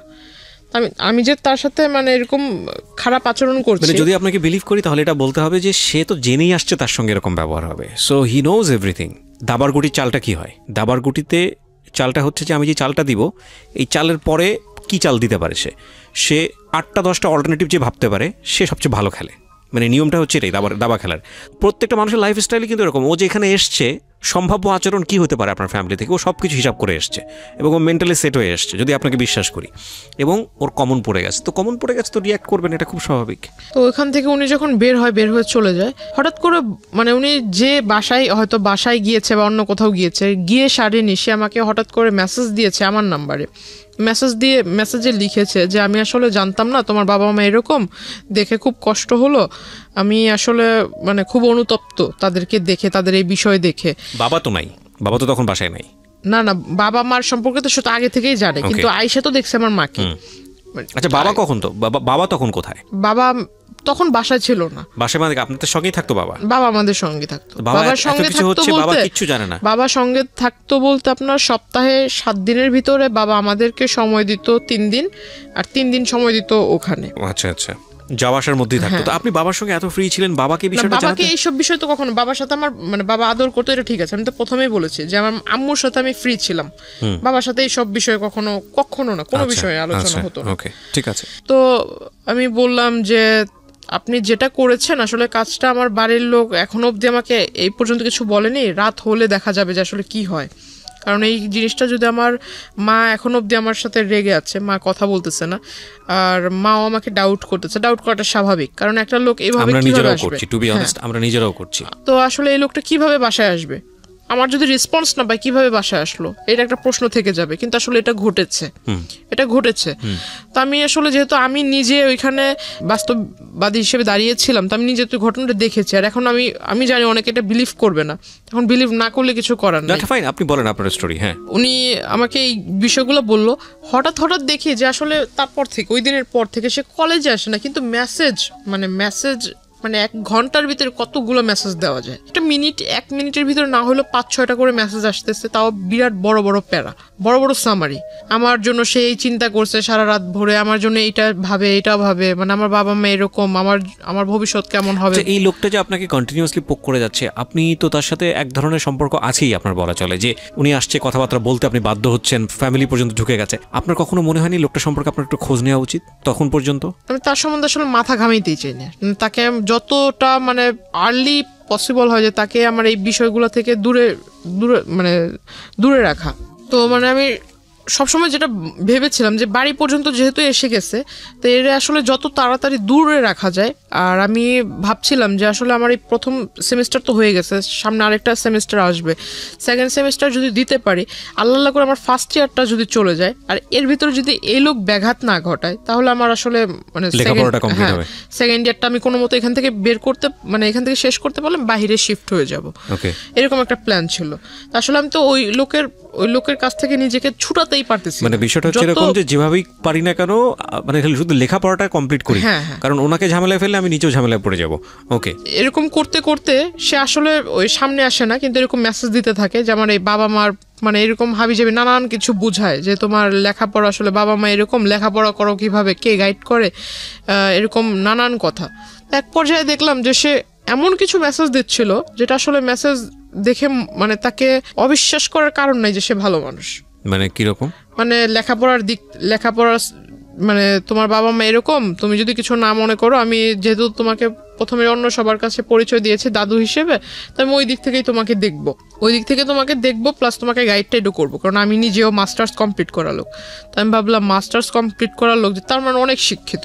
তারপর সে আমাকে বারবার মানে মেসেজ করতো যে তুমি সামনে যেহেতু SSC এক্সামিনার, তো আমি তোমাকে কিছু বই, টেস্ট পেপার, মডেল কোশ্চেন ভালো যেখান থেকে মানে একদম কমন পড়ার চান্স আছে, এগুলা তুমি পড়লে একদম মানে 100 না পাইলেও 99 পাবা, এরকম একটা তার কথাবার্তা ছিল। তো আসলে সে আমাকে ওই বইটই এনেও দিছে। বইটই এনে দিছে বলতে মানে 3 থেকে 4টা বই এনে দিছিল। তো আসলে তখনই আমি বুঝতে পারলাম যে হয়তো লোকটা আসলে এতদিন যাই করছে, যেহেতু বইয়ের লেখাপড়ার বিষয়ে সে কথা বলতেছে, হয়তো ভালো মানুষ। তখন থেকে আসলে একটা বিলিফ তৈরি হয় তার প্রতি, আমার সফট কর্নার তৈরি হয় আপনার। হ্যাঁ, বলতে পারেন। এখানে একটা সাইকোলজিক্যাল ব্যাপার আছে প্রিয় শ্রোতা এবং দর্শক যারা দেখছেন, যে একটা মানুষকে আপনি যদি কন্টিনিউয়াসলি পোক করতে থাকেন, আপনার প্রতি একটা রিজেকশন থাকলেও মানে এটা কন্টিনিউয়াসলি যদি পোক করতেই থাকেন, লেগেই থাকেন, সামহাও কোনো একটা ভালো দিক যদি চলে আসে, ওই মানুষের প্রতি ফল ইন হওয়ার একটা সুযোগ থাকে, যেটা হয়তো আজকে যিনি গেস্ট এখানে আছেন তার হয়েছে। জি। ওনার মানে বইটই দেয়, আমি বইটই পড়ি। তারপর আবার দেখতাম যে উনি আমাকে বলতো যে আমি যদি কলেজে আসবো, তোমার কলেজের ওইখানে এসে তোমাকে ডিস্টার্ব করবো না, তবে তুমি যদি কিছু না মনে করো তাহলে আমার সাথে লাঞ্চ করবা। তো আমার একটা স্বভাব ছিল কি যে আমি প্রতিদিন ওইখানে পাশে আবার আপনার চাইনিজ ছিল, তো আমার একটা অভ্যাস কি যে আমি ফাস্ট ফুডের প্রতি খুব একটা নেশা ছিল। তো আমি ওই চাইনিজে ঢুকে একলাই এক টেবিলে বসতাম, যেগুলো মানে যে স্টুডেন্ট যে অফারগুলো ছিল এগুলো আমি নিয়ে মানে একাই টেবিলের ভিতরে বসে খাইতাম, প্লাস ছবি তুলতাম। মানে আমার একটা যে বললাম যে নানা নানু খুব আদর করতো, তো নানার কাছে বলতাম যে আমার এই বই লাগবে, সেই বই লাগবে, আমার একটু পকেট মানি বেশি দিতে হবে। নানাও বিলিভ করতো যে হ্যাঁ বই যেহেতু কিনতে হবে টাকা তো বেশি লাগবে, তো যে টাকাটা চাইতাম সেটাই দিত।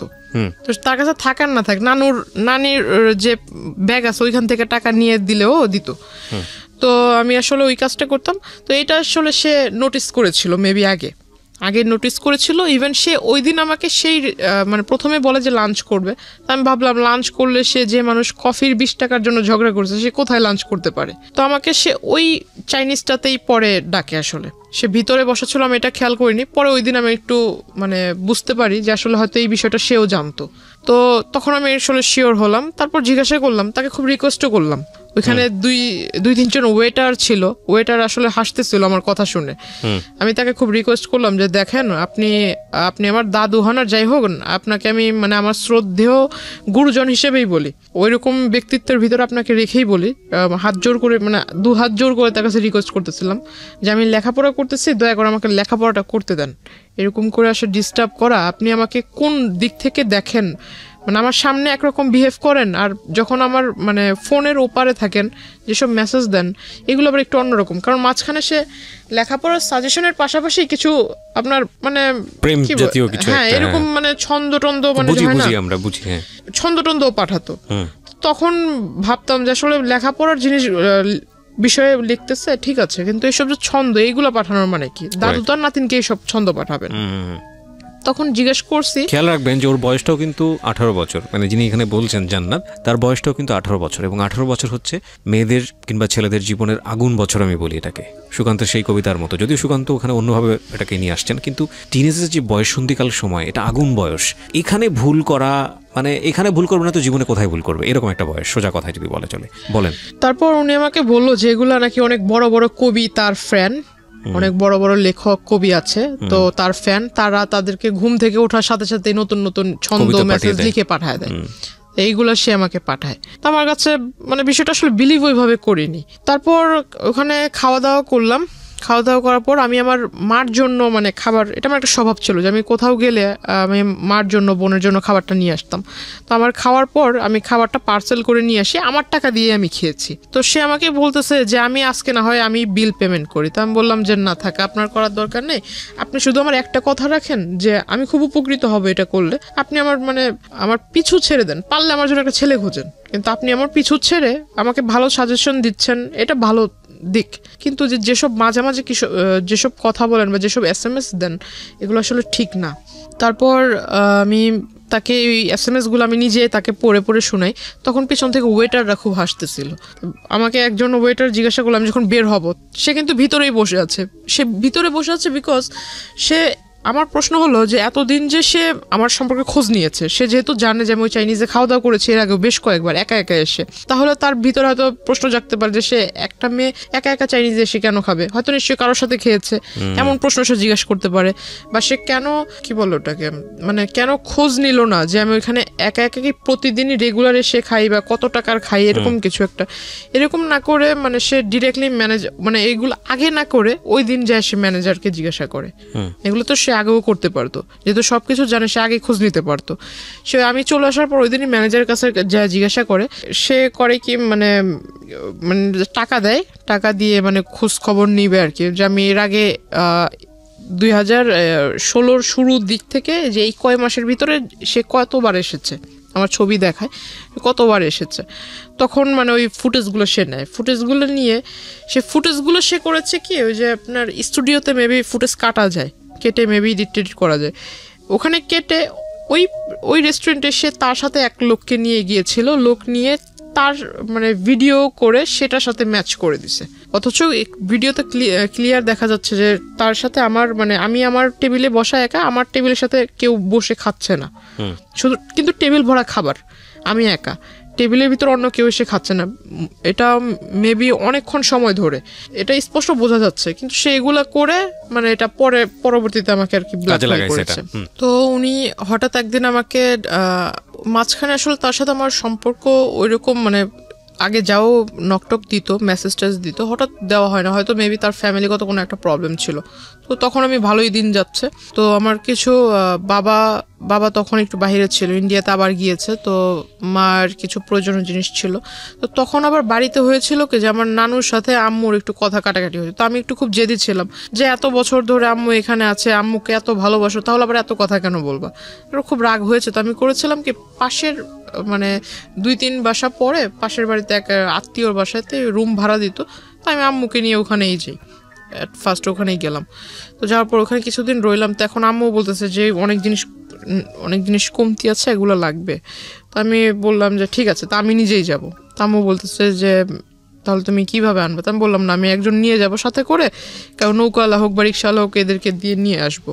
তো ওখানে গেলাম, এই মানে কথাটা আসলে হয় কোনো নৌকাওয়ালাই লিক করেছে নাকি আমার এলাকা থেকে কোনো লোক লিক করেছে আমি জানি না।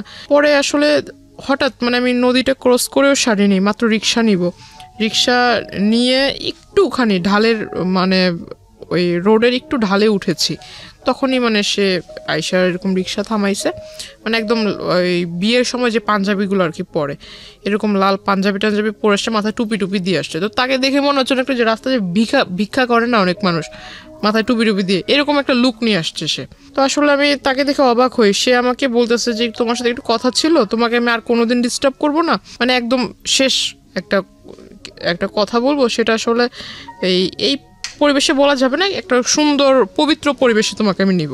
তো আমি বললাম পবিত্র পরিবেশ আবার কোনটাকে বলে? তো বলতেছে না, একটা ভালো জায়গায়, ওইটা তোমার একটা দরগা টাইপের পাশেই, তো রাস্তার পাশেই আবার টিম্বার ছিল, অনেকগুলা কাঠের দোকান ছিল, ভিতরে একটা ছোট্ট একটা ঘরের মতো, ভিতরে যে আপনার মাজার দরগা এগুলা ওইটার ভিতরে নিল, ওখানে তার আগে থেকে তার পরিচিত লোক বসা। দ্যাট মিন সে এতদিনে যে আমার সাথে কানেক্টেড ছিল না, এই গ্যাপটাতে সে করেছে কি আপনার যে নোটারি পাবলিক বলে যে এই কাগজগুলা তৈরি করেছে, প্লাস আমি আপনাকে যে পেপারসগুলো দেখিয়েছি যে আমাদের নামে সে অনেকগুলো মামলা করেছে, মানে আমার হয়ে আমাদের নামে মামলা করেছে, মানে আমি আমার ফ্যামিলির নামে মাদকের মামলা করেছি, এটা পেপারস আমি আপনাকে দেখিয়েছিলাম। সেই বিষয়টা সে এই পেপারস রেডি একসাথে প্রিন্ট করে রাখছে। তো এখন আমি যতটুকু বুঝতাম যে শাপলা মানে হলুদ পেপারের উপরে শাপলা টাপলা ছাপানো, এর মানে কি দলিল, এতে বোঝা যায়। এখন ওখানে লেখাগুলো যে আমি মানে প্রথমে তো ভিতরে আমি যাই, সবার সামনে বলতেছে যে এখানে দুজনে নামাজ পড়বো একসাথে, নামাজ পড়ে মোনাজাত নিয়ে তুমি এই পেপারসে সাইন করবা। আমি বললাম পেপারসে সাইন করবো মামার বাড়ির আবদার নাকি? এটা মুখের কথা, আপনি আমাকে বলবেন আমি পেপারসে সাইন করে দেবো, আমি পেপারস পড়বো না, কিসের পেপারস? আর পেপারসে সাইনই বা করার কথা আসতেছে কেন? তো বলতেছে আমি তোমাকে বিয়ে করবো, এই মুহূর্তে করবো। তা আমি বললাম যে আমার বয়স হয়েছে বিয়ে করার। তো বলতেছে না, আমি এত কিছু বুঝি না, তোমার বয়স, তুমি এসএসসি এক্সামিনার, তোমার নাকি বয়স না হয়েছে, তোমার তো 21 চলে মিনিমাম। তো আসলে সে আমার বয়সটা ধরেছিল সার্টিফিকেট অনুযায়ী। ও হ্যাঁ, সে আমাকে এই বিষয়টাতে মানে যে বিয়েটার যে বিষয়টা আসলো, এর আগে সে করেছে কি আমার ওই যে তার রাজনৈতিক যে প্রেক্ষাপট, সেখানে সে আমাকে পোস্ট দিবে, এটা সেটা দিবে, আমি বুঝি না তাতে কি হয়েছে, সে আমাকে যে পোস্টটা দিবে, এই পোস্টার ফলে আমি নানান জায়গায় ভিজিট করব, সেখান থেকে অনেক আউট নলেজ আয়ত্ত করতে পারবো, তার ফলে আমি মানে একটা ভালো রাজনৈতিক দলের কর্মী হিসেবে গ্রহণযোগ্য হব। তাকে আমি বিশ্বাস করে সে আমার কাছে বললো যে তোমার ওই পাসপোর্ট তৈরি করতে হবে, তখনও অবধি আমার পাসপোর্ট নাই। বলতেছে পাসপোর্ট করতে হবে, পাসপোর্টের জন্য ওই ছবির প্রয়োজন, প্লাস তোমার ওই যে স্কুল সার্টিফিকেটের যত কাগজপত্র আছে এগুলা। তো আমি বললাম যে আসলে পাসপোর্ট আপনি কেন করবেন, আপনি আমাকে বলেন কোথায় যেয়ে করতে হবে, আমি বাড়িতে যেয়ে বলবো। তো বলতেছে না, বাসায় জানানোর দরকার নেই, এটা তুমি বাসায় সারপ্রাইজ দিবা, যখন তুমি পোস্টটা পাবা বা এই পোস্টটা যখন টিভিতে তোমাকে দৈনিক দেখানো হবে, মানে নানান রকম অনুষ্ঠানে তোমাকে দেখানো হবে, তুমি যখন বক্তৃতা দিবা বাড়ির লোক দেখবে, তারা এমনিতেই ইমপ্রেসড হবে। তাই আমি বললাম সত্যি কি এরকম কিছু হবে? তো যেহেতু ভিতরে একটা রাজনীতি করার একটা ক্ষোভ ছিল, ক্ষোভ বা ভালো আচ্ছা যাই হোক ওটা ছিল। তো আমি আসলে ওই দিক থেকে চিন্তা করলাম, সে যেহেতু মানে মানে মেঘ না চাইতে বৃষ্টি হয়ে যাচ্ছে, আমার ছোটবেলা থেকে একটা ইচ্ছা ছিল সে আমাকে মানে এত বড় একটা প্ল্যাটফর্মে আপনি লোভে পড়ে তাকে কিছু ডকুমেন্টস দিয়েছেন, আমি বুঝতে পারছি। হ্যাঁ, লোভ বলতে পারেন। তো প্ল্যাটফর্মে দাঁড় করিয়ে দিবে তো ভালোই, তো আমার ইচ্ছাটা পূরণ হবে, আমি লেখাপড়াও শেষ করে। আমি যেটা বুঝতে পারছি যে আপনি তাকে কিছু ডকুমেন্টস দিয়েছিলেন যেটার বেসিসে সে হচ্ছে আপনার কি পুরো একটা পেপার তৈরি করেছে। আর আমি এত বড় একটা গাধা ছিলাম, এখন নিজেকে না বলে আসলে আমি এখানে আমারও ভুল আছে অনেক, যে আমি আসলে তাকে পুরোপুরি বিলিভ না করে বা তার সম্বন্ধে কিছু না জেনে আমার সমস্ত একটা ফাইল ছিল, সেখানে আমার প্রাইমারি লেভেল থেকে শুরু করে স্কুলের যত ডকুমেন্টস ছিল সমস্ত মানে ফাইলটাই তাকে দিয়ে দিছি। না, ফাইলটা দেওয়ার মানে মূল ফাইলটার ভিতর তোমার কাগজপত্র ছিল, ওই ফাইলটাতে সমস্ত মা সব স্কুলের যাবতীয় কাগজপত্র রাখে। তাকে সার্টিফিকেটগুলো বের করে দিচ্ছে, সে আমাকে বলতেছে যে না তোমার সার্টিফিকেট দরকার নেই, আমার কাছে আমি কিসে করে নিয়ে যাবো এই কাগজগুলো, কাগজ তো মূল্যবান কাগজ, যেহেতু ফাইলটার ভিতর আছে, ফাইলটা এখন এই ফাইলটা যা যা আছে এই সমস্ত কিছু আমি আবার তোমাকে ব্যাক করে দিব, তুমি আমাকে এটা দাও, আমি তোমাকে যা যা আছে সমস্ত কিছু ফিরিয়ে দিব। তো আমি গেলাম, সে আমাকে বললো যে ছবি তুলতে হবে, 22 কপি না 20 কপি যেন ছবি লাগবে বলছিল। পরে ছবি তুললাম স্টুডিও থেকে, স্টুডিওর ছবি আনবনবো করে আর আমাকে বলে মানে ডেট বলে না যে অমুক দিন আনতে হবে, ছবিগুলো আমাকে দিবা, এই ছবি দেওয়ার ডেটটা আর বলে না। তো আমি আর ওই বিষয়ে মাথা ঘামাইনি, ছবি স্টুডিওতে পড়ে রয়েছে। সে ওই সার্টিফিকেটের ফটোকপির সাথে ফটোকপি আর ওই আপনার ওই ফটোকপির ডেট দিয়ে সে আর কি বলে যে আমি বিয়ের বয়স আমার হয়েছে, কারণ সার্টিফিকেট আমার 4 বছর বয়সে মেবি আমাকে স্কুলে ভর্তি করা হয়, আমাকে বয়সটা বাড়িয়ে দিছিল কারণ আমার গ্রোথের কারণে চাইলো আপনাকে। তারপর কি করলেন? সার্টিফিকেটের অনুযায়ী সে আমাকে ওই বয়সটা দেখায় বেশি। সে আমাকে যখন বিয়ের প্রস্তাবটা দেয় সবার সামনে যখন দেয়, আমি মনে করেছিলাম যে দরগাতে মাজারে তো অনেক মানুষই যাতায়াত করে, কিন্তু আসলে ওইখানে যারা যারা ছিল সবাই যে তার পরিচিত এটা আমি জানতাম না।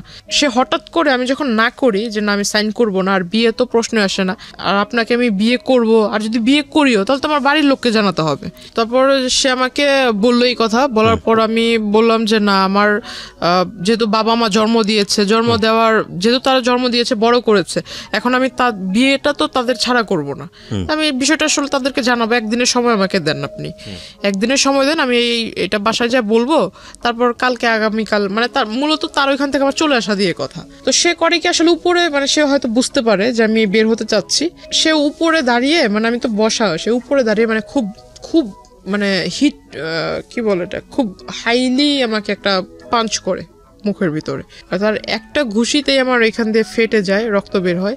তারপর সে তার হাতে মেবি ধারালো কিছু ছিল, আবার এইখানে মানে এভাবে মানে টান দিতে গিয়ে এখানে নাকের পুরো মাংসটা উঠে আসছিল। আমি আসলে খুব জোরে ব্যথা পেয়েছিলাম, খুব হাউমাউ করে কান্না করতেছিলাম। তো আসলে পাশে যারা ছিল তারা মিনিটের জন্য আমাকে ধরেনি বা ওই লোকটাকে বলেনি যে তুমি এটা করতেছো কেন, এটা আসলে জিজ্ঞাসা করেনি। তখন আস্তে আস্তে ওরা করতেছে কি বাইরে চলে যাচ্ছে, তখন বুঝতে পারলাম যে হয়তো ওরই পরিচিত লোক, নয়তো কিছু বলবে না কেন।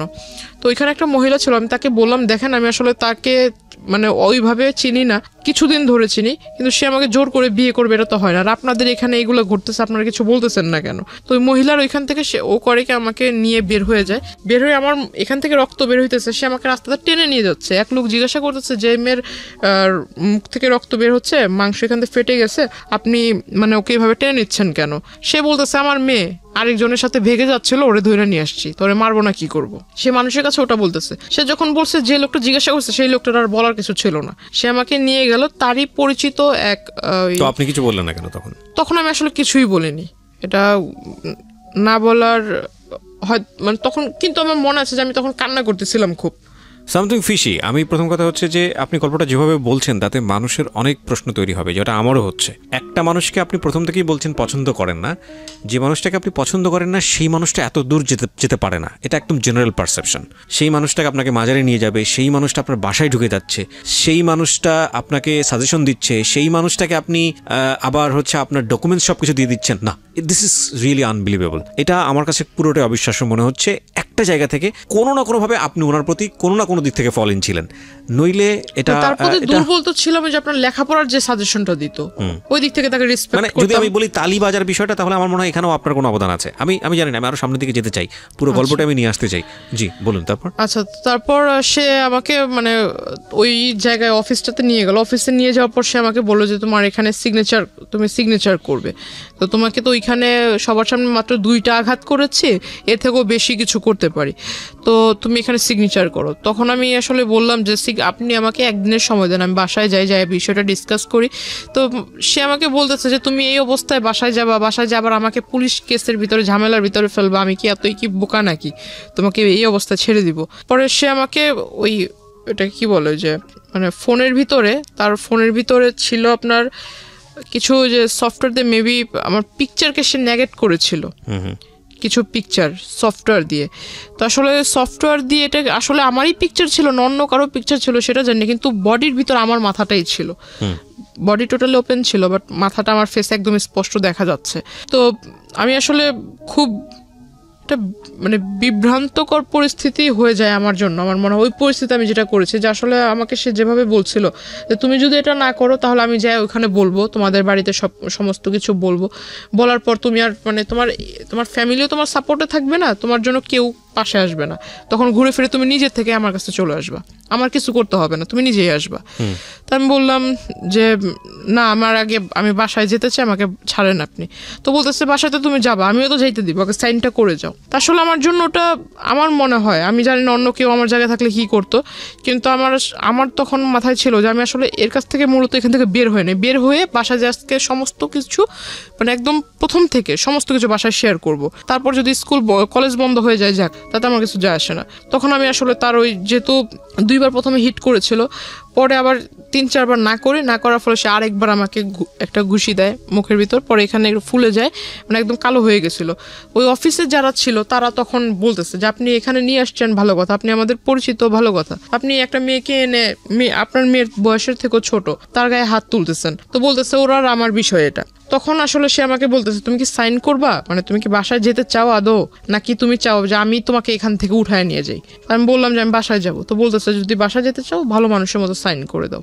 সাইনটা মানে কি বিয়ের কাগজে কাবিননামাতে সাইন? কাবিননামা আসলে সে আমাকে জাস্ট উপরে, আমি যখন পড়তে যেহেতু কাগজে সাইন করবো তাকে জিজ্ঞাসা করলাম যে কাগজে তো আর এমনি সাইন করবো না, তো আমি একটু পড়ে নেই কি লেখা আছে, আমার তো পড়ার দরকার আছে। তো আসলে সে আমাকে পড়তে দিচ্ছিল না, সে শুধু বললো যে সাইন করার যে দাগটা থাকে সেখানে আবার নিচে দেখলাম যে সাক্ষীটা কে লেখা ছিল।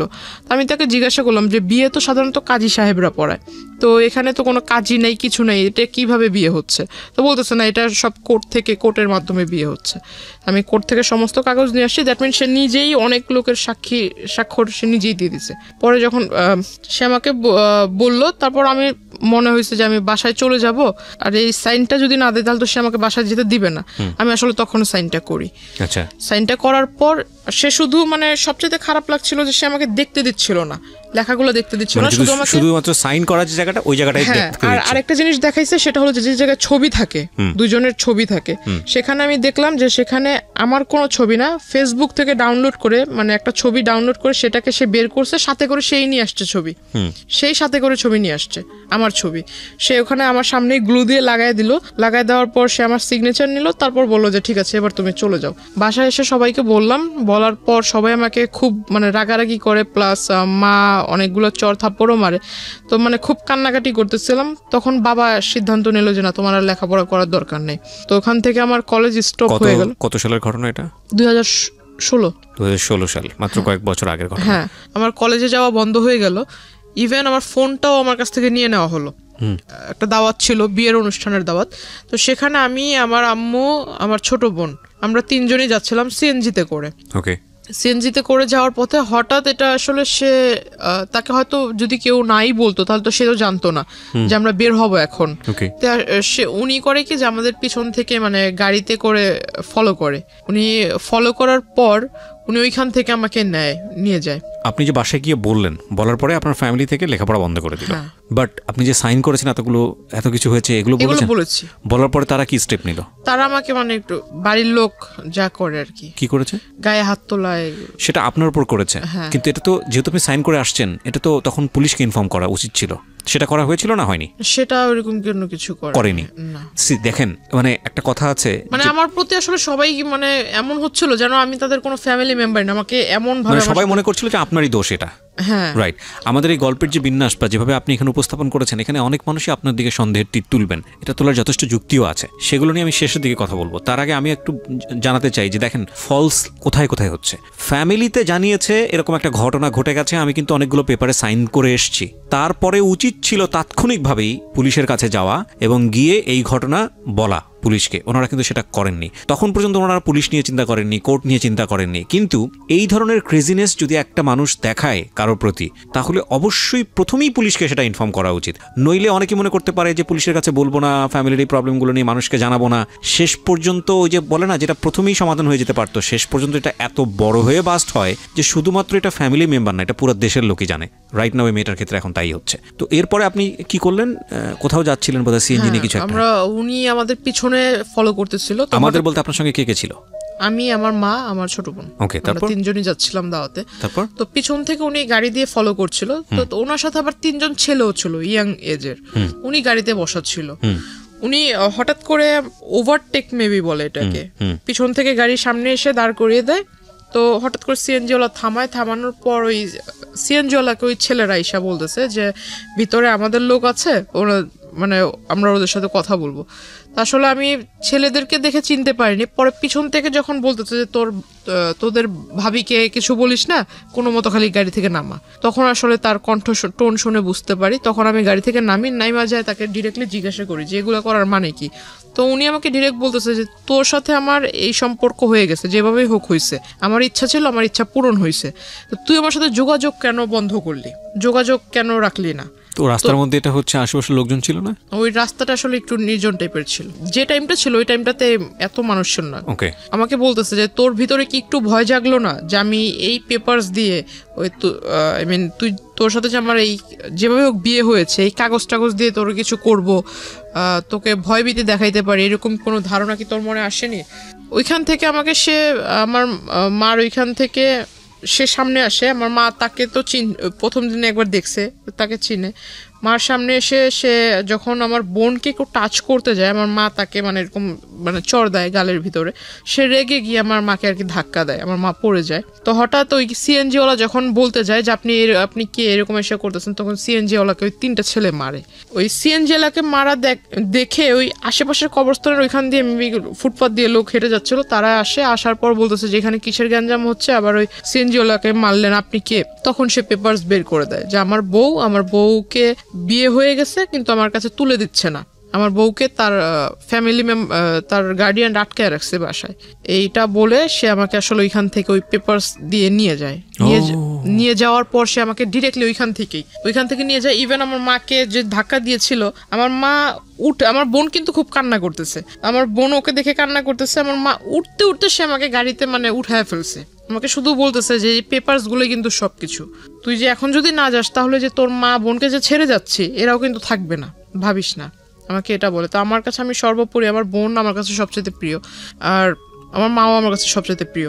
তো আমি ওর সাথে যাওয়ার পর এটা যাই বললে ভুল হবে, সে আমাকে নিয়ে যায় জোরপূর্বক।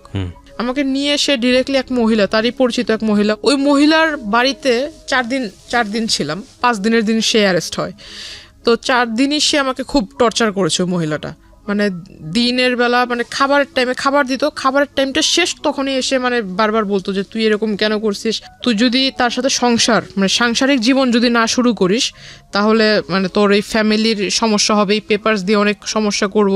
ইভেন আমার কাছে যে ফোন ছিল, ফোনটাও ওই লোক নিয়ে নিছে, ওই লোকের সিম নিয়ে নিছে, ফোনটা ওই মহিলা নিয়ে নিছে, ফোন তার কাছে। তখন তাকে রিকোয়েস্ট করতেছি যে আপা দেখেন আপনার তো সন্তান আছে, আপনার এই যে ছোট্ট বাচ্চা আছে, আমার নিজেরও একটা ছোট বোন আছে, তো আপনি আমাকে আপনার সন্তানের জায়গায় রেখে আমাকে উপকার করেন, আপনার সামনে এই ঘটনাটা ঘটছে, আপনি কি কিছুই বলবেন না ওই লোকটাকে? আপনি কি একবার জিজ্ঞাসা করেছেন যে সে তার সাথে আমার কিভাবে পরিচয় হলো, কিভাবে সে আমাকে এখানে নিয়ে আসলো, আর আপনি বা তাকে কিভাবে রাইট দিলেন আপনার এখানে আমাকে নিয়ে এনে রাখার? আর ওই যে সন্ধ্যাবেলা যেটা হতো সেটাও গেট লক করে ওই আমাকে বলতো যে অ্যারোসল দিতে হবে রুমের ভিতরে, 15 মিনিট তোমাকে বাইরে থাকতে হবে। পরে কি বুঝতে পেরেছেন যে আসলে সে কি করতো? হ্যাঁ, পরে এটা জানতে পেরেছি। আচ্ছা, আমরা একটু সামনের দিকে আগাই। তারপর তো পরে ওই ঘটনার শেষ হলো। 5 দিনের দিন তাকে কিভাবে অ্যারেস্ট করলো পুলিশ আমি জানি না, হয়তো 5 দিনের দিন, এই 5টা দিন আপনি তার সে ছিল না, সে মাঝখানে 4 দিন আমি ওই মহিলার বাসায় ছিলাম, 2 দিন সে আমার ওখানে যায়।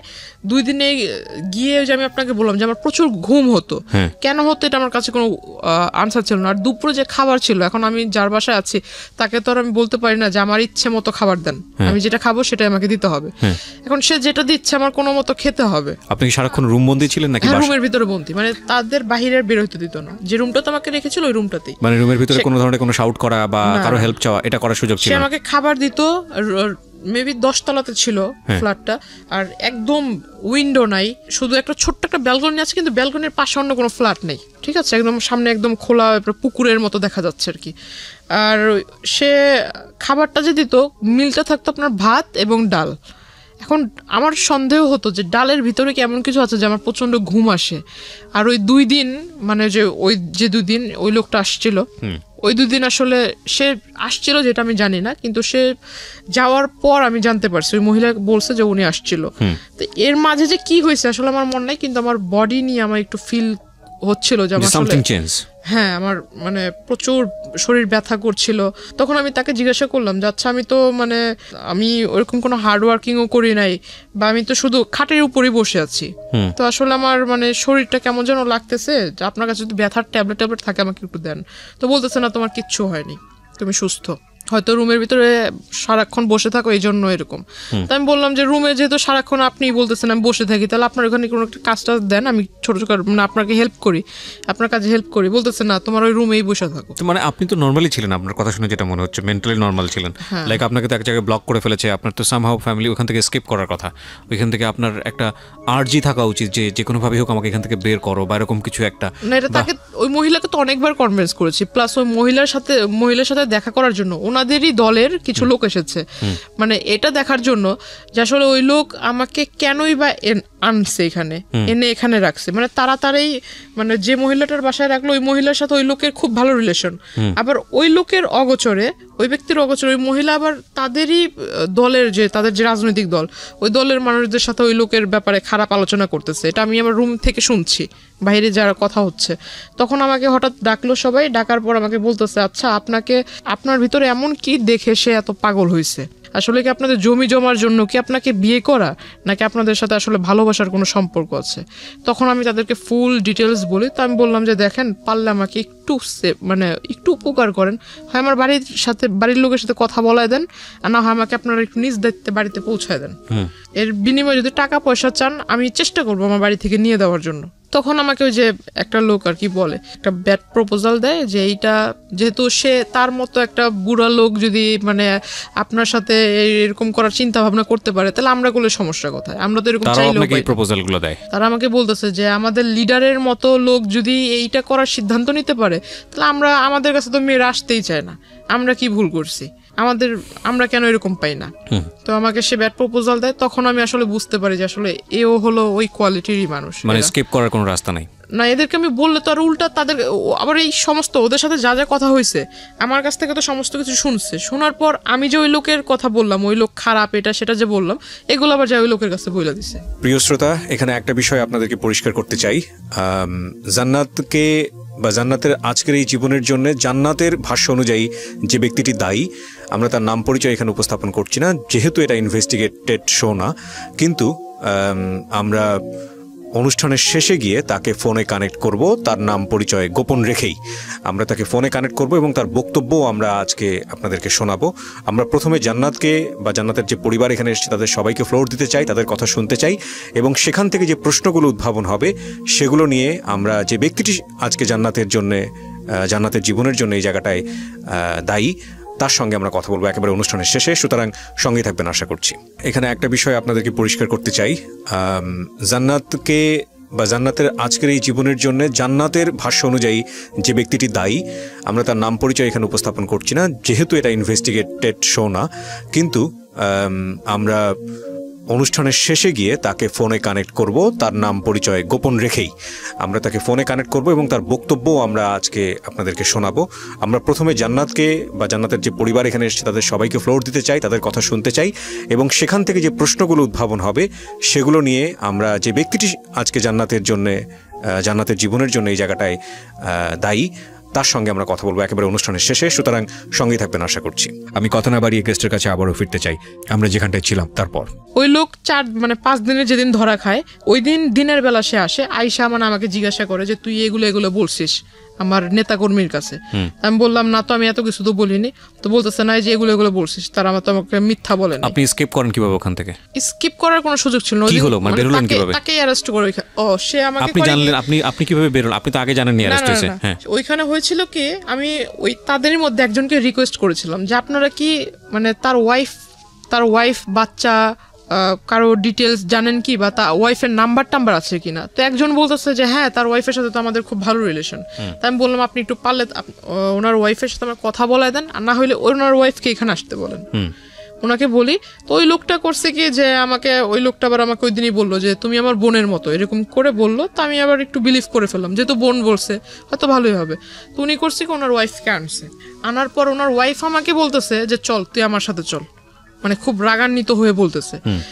তার ওয়াইফ ওইখানে আসার পর তার ওয়াইফ আমাকে এই কথা বলে যে আমার সাথে চল, তুই আমার সাথে গেলে আমার বাসায় যাবি, যাই ওইখানে থাকবি, তারপর আমি সবকিছু শুনে টুনে তো ওদের বাসায় দিয়ে আসবো। তো যার বাসায় ছিলাম সে মহিলা আমাকে বলতেছে যে না তুমি ওনার সাথে যেও না, ওনার সাথে গেলে উল্টা আরো তোমাকে মারবে ধরবে। তো আমি বললাম তাহলে আমি কি করব? তো বলতেছে যে এখান থেকে তুমি বরঞ্চ যে আমাদের আরেক ভাই আছে ওনার সাথে তুমি কোনো মতো রোডটা পার হোক। ওই লোকটা আমাকে নিয়ে সিএনজি করে আমাকে নিয়ে চলে গেল আপনার ওইখানে, আমাকে নিয়ে যাওয়ার পর আমাকে বলতেছে যে এখান থেকে বাসে করে আমাকে আমার বাড়িতে পাঠায় দিবে। এখন বাসে করে যে আসবো, আমার কাছে তো টাকা নেই, বাসে করে না হয় সে পাঠায় দিল, আর সে আমাকে বাসের ভাড়াও দিবে না, বাসে করে পাঠাবে বাসের ভাড়া দিবে না। তখন ওই লোক ফোন দেয়, ফোন দিয়ে তাকে জিজ্ঞাসা করে যে আমাকে নিয়ে কোথায়, মানে তার সাথে আবার তার ওয়াইফের অন দ্য স্পটেই তার ওয়াইফ আমাকে আবার ঢোকার সাথে সাথেই 2-3টা চর দিছে। এইটা আবার ওই লোক জানতে পারছে, যার বাড়িতে রাখছিল তার কাছ থেকে জানতে পারছে। তো সে করছে কি এইটা শোনার সাথে সাথে ওই বাসায় গেছে, তার ওয়াইফকে আবার সে মারছে সবার সামনে। তো ওইটা তো আসলে আমার তো কোনো দোষ না, তার ওয়াইফকে সে মারছে, এটা সে জানতে পারছে এই জন্য। তো সে ফোন দিয়ে জিজ্ঞাসা করে যে লোকের সাথে আমাকে পাঠায় দিল, তার কাছ থেকে তাকে ফোন দিছে। ফোন দেওয়ার পর সে জানতে পারলো যে আমাকে নিয়ে অমুক জায়গাতে আছে। তো উনি বলতেছে যে তুমি ওইখানে থাকো, আমি আসতেছি। উনি আসার পর আমাকে ওনার সাথে করে বললো যে তোমার বাড়িতে নিয়ে যাও, তোমার বাড়িতে নিয়ে যাও, আমি আইসা তোমার যা ওর থাকার খরচ যা লাগায় আমি এগুলো দিব। কে বলেছে এটা? মানে ওই লোক। উনি ওনার সাথে ওনার বাড়িতে পাঠালো। তো ওনার বাড়িতে পাঠালো, হ্যাঁ ওনার ওয়াইফের বাসায় ছোট্ট একটা ঘরের ভিতরে মানে তারা থাকে। এখন তাদের হাজবেন্ড ওয়াইফের মাঝখানে আমি কিভাবে থাকবো? ছোট্ট একটা ঘর, এই ঘরের ভিতরে তাকে আমি বলতেছি ভাই দেখেন আপনি আমাকে দয়া করে আমার বাসায় পৌঁছা দেওয়ার ব্যবস্থা করেন, আমাকে বাসায় পৌঁছায় দেন। আর আপনি তো এই সমস্ত ঘটনা নিজেও দেখতেছেন, আপনি যেহেতু বোন বলে ডাকছেন আমাকে বাড়িতে দেন, আমি খুব উপকৃত হব। মানে যে লোকটার মাধ্যমে পাঠাচ্ছে ওই লোকটার সাথে আপনার কথোপকথন? হ্যাঁ, এই কথা বলার পর সে আমাকে বলতেছে যে না এখন আমি যদি আপনারে দেই তাহলে তো আমার নামে আবার কেস করে দিবে, উনি লিডার যে মানে রাগী লোক, আমি আপনাকে দিব এই কথা জানতে পারলে আমার নামে কেস করে দিবে। তারপর ওইখান থেকে আমাকে সে তার সাথে তাদের বগুড়াতে নিয়ে যায়, তার ওয়াইফের মানে তার শ্বশুর বাড়িতে। মানে উনি আমাকে বলতেছে যে বোন দেখো তোমাকে যদি এখন আমি তোমার বাড়িতে দিয়ে আসতে যাই তাহলে আমার নামে তো সে কেস করে দিবে, তো আমি আসলে কোনো যাও খেটে খাচ্ছি তাও খেটে খেতে পারবো না। মানে আপনাকে সেভ করতে সে তার বাড়িতে নিয়ে যায়? হ্যাঁ, তার শ্বশুর বাড়িতে নিয়ে যায়, তার ওয়াইফের সাথে, মানে সে সহ তার ওয়াইফ, তাদের দুজনের সাথে আমাকে তাদের শ্বশুর বাড়িতে নিয়ে যায় বগুড়াতে। আপনি কি ইন দ্য মিন টাইম আপনার ফ্যামিলির সঙ্গে যোগাযোগ করতে পেরেছিলেন? কল করেছিলাম কিন্তু সেটা বলে দিছে ওনার ওয়াইফ বলে দিছে। আপনার ফ্যামিলির সঙ্গে কথা হয়েছে? আপনার মার সঙ্গে কথা হয়নি, কল করেছিলাম, কল রিসিভ করেনি। ওকে, আননোন নাম্বার দেখে কল রিসিভ করেনি। কিন্তু এটা আবার অলরেডি আপনাকে যে চিন্তাই করেছে বা যে অপহরণ করেছে সে ইনফর্ম হয়ে গেছে। ওকে, তারপর জেনে গেছে। তারপর ওই বগুড়া থেকে সে হয়তো কোনো কিছু একটা ভেবেছে ওইখানে সেফ না বা আমাকে রাখলে সে ধরা খায় যাবে। আর এই মাঝখানে সে জানতে পেরে গেছে তাকে অনেক সাংবাদিক বা পুলিশের লোক সোর্স তাকে ফোন করেছে, এটা সে জানতে পেরেছে। আর সে হয়তো কিছুটা ধারণা করতে পারছে যে পুলিশ তাকে খুঁজছে, এরকম কিছু। মানে সামহাও আপনার ফ্যামিলি থেকে স্টেপ নিয়েছে ইতিমধ্যে। ওকে, আমাকে বগুড়া থেকে ওই রাতের মানে যেদিন গেলাম বগুড়াতে আমাকে নিয়ে গেল সেদিনই ভোরবেলা, মানে সন্ধ্যাবেলা এখান থেকে গেল, ওইখানে যে পৌঁছেছি রাতের মেবি 2টার দিকে বা 2:30টার দিকে। ভোরবেলা সে আমাকে ওইখানে চলে গেছে আনার জন্য। সে আনবে, এটা কিন্তু 5 দিনের ঘটনা। সে আমাকে আনার পথে মানে ওই সে ধরা খায় আর কি পুলিশের কাছে। হ্যাঁ, পুলিশ তাকে অ্যারেস্ট করে। তাকে অ্যারেস্ট করে আমাকে থানায় বসায়। থানায় বসানোর পর আমাকে মানে যে মামলা নিবে এটা জিজ্ঞাসাবাদ করতেছে, তখন তার ওয়াইফ আসে। তার ওয়াইফ আইসা মানে আমাকে ওই ফোনের ভিতরে দেখায় যে আমি ওই যে আপনাকে বললাম যে গোসল করবার ঢোকার আগে যে 15 মিনিট আর সন্ধ্যাবেলা ঘুমানোর যে 15 মিনিট যে একটা ব্রেক দিত, ব্রেকের ভিতরে মহিলা ঘরের ভিতরে যাই করতো, ওটা তখন আমার সন্দেহটা বাস্তবায়ন হয় যে হয় কোনো স্পাই ক্যামেরা নয়তো কোনো ফোন সেখানে সেট করা থাকতো। আর সেই গোসল করার ভিডিও প্লাস আমি যে ঘুমাতাম, তো ঘুমের সময় মানুষ কোন টাইপের হয়ে যায় এটা তো কোনভাবে ঘুমায় এটা তো বলা মুশকিল। তো আসলে এই সমস্ত কিছু ইভেন আমি ঘরে বসে বসে যে আমার ফ্যামিলির কথা মানে একা একা কথা বলতাম, সে সমস্ত কিছু ফোনের ভিতরে রেকর্ড হয়ে আছে। তো এই সমস্ত কিছু আমাকে তার ওয়াইফ দেখায়, থানার ভিতরে আসে, আইসা আমাকে দেখালো। দেখানোর পর সে আমাকে আবার তার বাচ্চা 2টা বাচ্চা আমাকে বলতেছে, তুই যদি আমার বাচ্চাদের দিকে তাকায় আমার বাচ্চার বাবাকে যদি সেভ না করিস, আমার বাবা যদি জেলে চলে যায় তাহলে তোর জীবন শেষ। মানে এগুলো আমি পুরো একদম নেটের ওয়ার্ল্ডে ছেড়ে দিব। এটা ওর ওয়াইফ বলে? হ্যাঁ, ওনার ওয়াইফ বলে। তো এটা আমাকে প্রায় মানে বারবার বলতেছে। আমি ভিডিওটার এই কোশ্চেনটা যদিও কোশ্চেনটা প্রাসঙ্গিক, কিন্তু অনেকেই মাইন্ড করতে পারেন, তারপর আমি করছি কেন করছি সেটা আমি একটু পরে বলবো। সেটা হলো, এগুলো কি সলো ভিডিও ছিল, শুধু ওয়াশরুমের ভিডিও ছিল, নাকি ওই ভদ্রলোক যখন আপনাকে স্লিপিং পিলগুলো খাইয়েছে তারপরে উনি আপনার সঙ্গে কি করেছে না করেছে সেগুলো ভিডিও করেছে? না না, ওইরকম না, শুধু গোসল করার ভিডিওগুলো ছিল। আমি প্রশ্নটা এই কারণেই করেছি যে এটা যদি সলো ভিডিও হয় তাহলে ডেফিনেটলি এটা যদি সে ওখানে ছাড়ে, সলো ভিডিও না যে কোনো ভিডিও যদি উনি ছাড়ে ইন্টারনেটে, যেটা ওনার ওয়াইফ আপনাকে থ্রেট করেছে বা এরকম কোনো কিছু করেছে, আচ্ছা আপনি আজকালকার যুগের একটা মেয়ে, আমি প্রশ্নটা মানে একটু রাগেই করছি আপনাকে, আপনি কি জানেন না বাংলাদেশের সাইবার ক্রাইম নামে একটা আইন আছে? এটা নিয়ে আমাকে আসলে পরে এটা নিয়ে অনেকেই আমাকে অনেক কথা শুনেছে, এবং এটা কত শক্তিশালী আইন এটা আপনি জানেন? কিন্তু আমার জন্য আসলে যে আমি আপনাকে বললাম না যে আমি কারোর সাথে মিশি নাই, কাউকে ফ্রেন্ড করি নাই, কারোর সাথে নিজের কথাগুলো শেয়ার করতাম, এটা আমার একটা বড় খারাপ পয়েন্ট ছিল। পৃথিবীতে কারো মানে বাংলাদেশে কারো বাবারও সাধ্য নাই, যদি কথাটা এভাবে বলাটা উচিত না, যে কোনো মেয়ের বা কারো কোনো পার্সোনাল ইস্যু ভিডিও করে সেটা ইন্টারনেটে ছেড়েছে এবং তারপরে যে ভিকটিম হয়েছে সে যদি খালি মামলা করে এবং সে যদি কোনো আইনি স্টেপ নাই, এটা কারো মানে বললাম তো, এটা মানে কারোর সাধ্য নাই যে সেটাকে তার হাত থেকে বাঁচায়। কারণ অনেকেই মনে করে যে আমি অন্য কারো আইডি থেকে ছাড়বো, অন্য কারো থেকে ছাড়বো, এটার কিছু এটাকে বলে মানে আইপি ট্র্যাক করে এটা ইজিলি বের করা সম্ভব, যেটা কে করেছে এটা বের করা কোনো ব্যাপারই না এবং এটা খুব ইজিলি বের করা সম্ভব।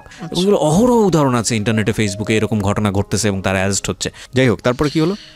ওনাকে তখন মামলা লেখা হলো আর উনি মানে থানার ভিতরে আপনাকে ভয় দেখাচ্ছে, আপনি তো চাইলে পুলিশে তখনই ইনফর্ম করতে পারতেন। তখন মানে আসলে তো উনি আমাকে মানে শুধু সামনে এসে বলতেছে, অথচ আমার মা আমার সামনে আসতেছে, তখন আমার ভিতরে একটা ভয় কাজ করতেছে। আমার মা সামনে এসে আমাকে বুঝাইতেছে যে তুই ভয় না পেয়ে যা ঘটছে সেটা বলে ফেল।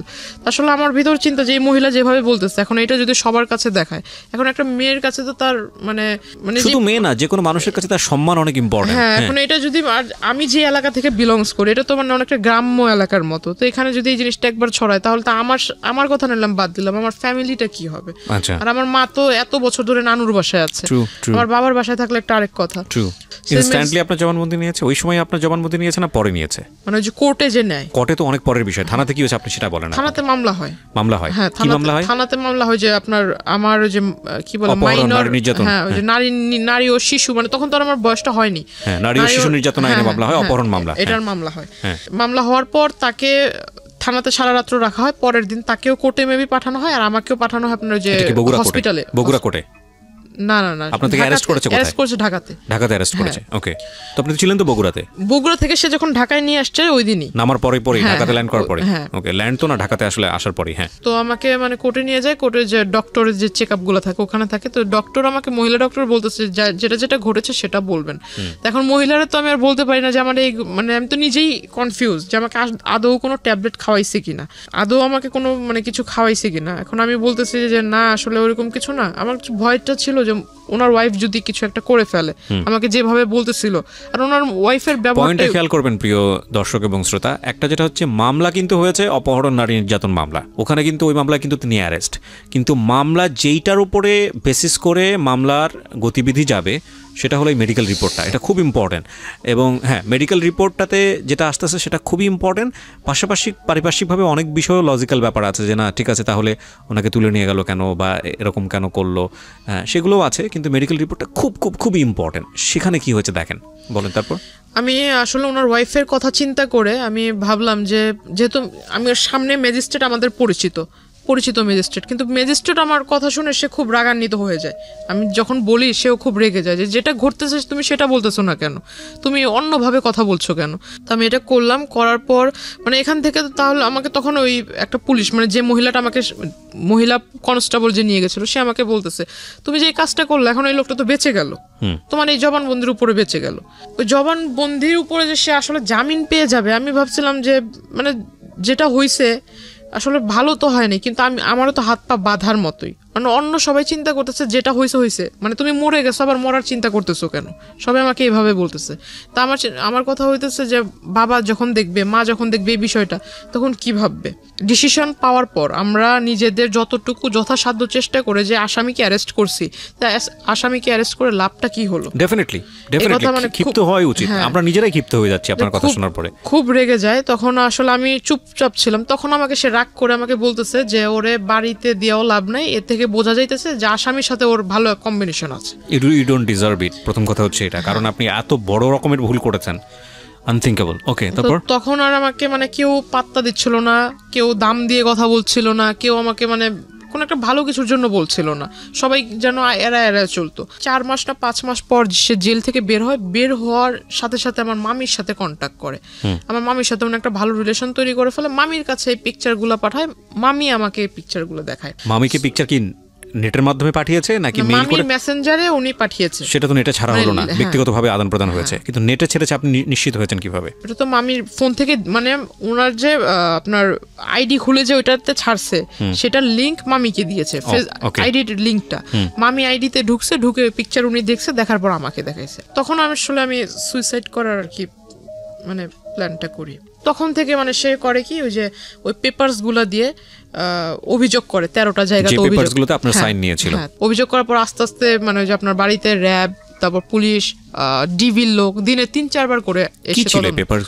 আমি আমার বাড়ির লোকের হয়ে অভিযোগ করেছি যে আমার বাড়ির লোকগুলা মাদক ব্যবসার সাথে জড়িত, প্লাস আমার সাথেও বাজে কাজ করায়, আমাকে ফোর্স করে। ও কি চাচ্ছিল মানে যে লোকটা আপনাকে এভাবে জোর করে নিয়ে সংসার করবে, ও সামহাও আপনাকে লাইফ লাগবে, যেহেতু এত কিছু হয়ে গেছে এবং সে প্ল্যান ছিল আর কি। ওকে, তারপরে কিডন্যাপ করলো আপনার বোনকে। তারপর বোনকে কিডন্যাপ করার পর আমার বোনকে নেওয়ার সাথে সাথে আপনার খুব মানে আমাদেরকে তো কল দিচ্ছে, আমাকে কল দিচ্ছে বারবার, যে বলতেছে যে তুই যদি না আসিস তাহলে তোর বোনকে আর দেখতে পারবি না। বোনটা তখন 2 বছর, মানে 2 বছর বেবি কত ছোট, তো ওকে আসলে খুব মারতেছিল, সেটা আমিও শুনতেছিলাম। ফোন লাউডে ছিল, প্লাস এটা আসলে ওই ট্র্যাক করা হচ্ছিল, প্রশাসনের লোক ট্র্যাক করতেছিল যে যা কথা হচ্ছিল। তো আমার বোনকেও চর দিছে, আমার বোনকে নিচে ফেলে আমার বোনের মাথার উপরও বুট জুতো দিয়ে মানে কি বলো ওটাকে মানে চাপ দিচ্ছিল জোরে জোরে। প্রিয় দর্শক এবং শ্রোতা, এই পার্টটাতে ওনার যে ছোট বোন এবং ওনার মা দুজনই স্টুডিওর বাইরে আছে, আমরা দুজনকে এখানে হাজির করছি, এবং ভিডিও পার্টে আমরা ওনার বোনের ফেসটা আমরা দেখাবো না, এবং যেহেতু ওনার অপ্রাপ্তবয়স্ক আমরা একটু নিয়ে আসতে চাই, আমরা একটু ওনাদের কাছেও জিজ্ঞাসাবাদ করতে চাই আসলে কি, বিশেষ করে ওনার ছোট বোনকে জিজ্ঞাসাবাদ করতে চাই। কি নাম তোমার? হীরা। আচ্ছা হীরার বয়স হচ্ছে 4 বছর। ওকে যখন এটা করা হয়েছিল তখন 2 বছর বয়স আপনি বলছিলেন, তাহলে তোর মনে থাকার কথা না? তারপরেও আমি টুকটাক ওর আমাদের একটা প্লাস পয়েন্ট ছিল, আমাদের জন্য না, এটা প্রশাসনের জন্য প্লাস পয়েন্ট ছিল, যে প্রশাসন ওকে উদ্ধার করে, সেই প্রশাসনের কাছে ও যখন উদ্ধার করছে ওই অন দ্য স্পটে আসামিকে অ্যারেস্ট করার সাথে সাথে মানে ও কিন্তু ওকে যখন জিজ্ঞাসা করছে বাবু তোমার সাথে কি করছে, তখন মানে ও সমস্ত কিছু বলেছে। সেটা তো আমি মামলার চার্জশিটের মামলা যেটা হয়েছে আমি সেখানে দেখলাম, নিজের মুখে বলছে। হ্যাঁ, মামলাতে কাগজপত্র আছে, দেখে আমি কিছু পাই নাকি। তোমার কি মনে আছে হীরা যে 2 বছর আগে কি হয়েছিল, কে তোমাকে কোথায় নিয়ে গিয়েছিল মনে আছে? কুরআন দিছিল, মানে ঘুরাইছে, পা ধরে ঘুরাইছে। ও পা ধরে ঘুরিয়েছে। চিন্তা তুমি লোকটাকে? কানা। হ্যাঁ, ওর নাম আর কি, ও কানা বলে। কানা বলো তুমি ওকে? আচ্ছা, তো কোথা থেকে নিয়ে গিয়েছিল তোমাকে? আমি খেলতেছিলাম, তারপরে আমার নিয়ে গেছিল। তোমাকে নিয়ে গিয়েছিল কি বলে নিয়ে গিয়েছিল? কইছে কি আমারে মারবে তোমাকে, ধরে নিয়ে গেছিল। কি করেছে তোমাকে? ঘুরিয়েছে, আর কি করেছে তোমার সাথে? পাউদে কুরআন দিছে, থাপ্পড় মারছে। ওহো, তারপরে তুমি বাসায় আসলা কিভাবে? বাসায় আমার নানা আয়না দিয়েছে।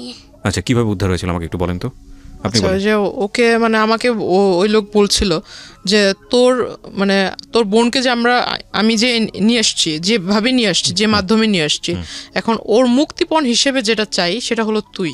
না, আমি বুঝতে পেরেছি, আমি রেজাল্ট জানতে চাচ্ছি। তো আপনি তাহলে কি করলেন? ওনার কথায় কনভিন্স হয়েছে না? আমার কথা শুনে আমার মনে হলো যে যেহেতু আমার কারণে সে এত কিছু করতেছে, আর আমাকে পাওয়ার পর যদি সে আসলে এগুলো না করে, এগুলো থেকে যদি বিরত থাকে, তাহলে আমি আমার বোন এবং মাকে ভালো রাখার জন্য, যাতে আমার কারণে তাদের সমাজের লোকের কাছ থেকে কিছু না শুনতে হয়, আমি এই জন্য এতটুকু স্যাক্রিফাইস করব। যেহেতু আমার লাইফের লেখাপড়ার ইচ্ছা ছিল, লেখাপড়াটা শেষ হয়ে গেছে, আমি কোনো ব্যাখ্যাতে যাচ্ছি না। তারপর আপনি কি করলেন? তারপর আমি আসলে যাই, ওনারা সবাই মিলে বসে একটা স্ট্যাম্পের মাধ্যমে, স্ট্যাম্পে লিখিত হয় যে ও আমাকে এই দিবে সেই দিবে, মানে জমি টমি দিবে, হাবিজাবি লিখে আমাকে ওর হাতে দেয়। এখানে একটা কথা বলে রাখি যারা শ্রোতা এবং দর্শক আছেন, এখানে আমরা খুব সচেতনভাবেই উনি যার সম্পর্কে কথাগুলো বলেছে তার পরিচিতি আমরা রিভিল করিনি, because this is not investigative show.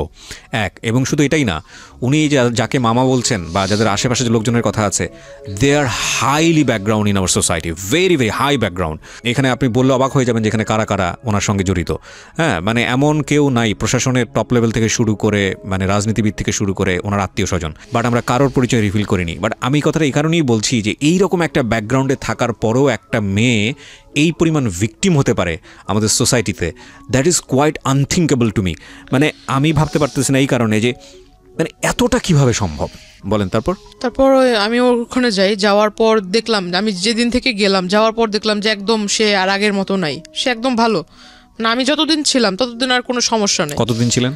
আমি ওখানে 15 দিন ছিলাম। তারপরে ব্যাক করলেন কেন?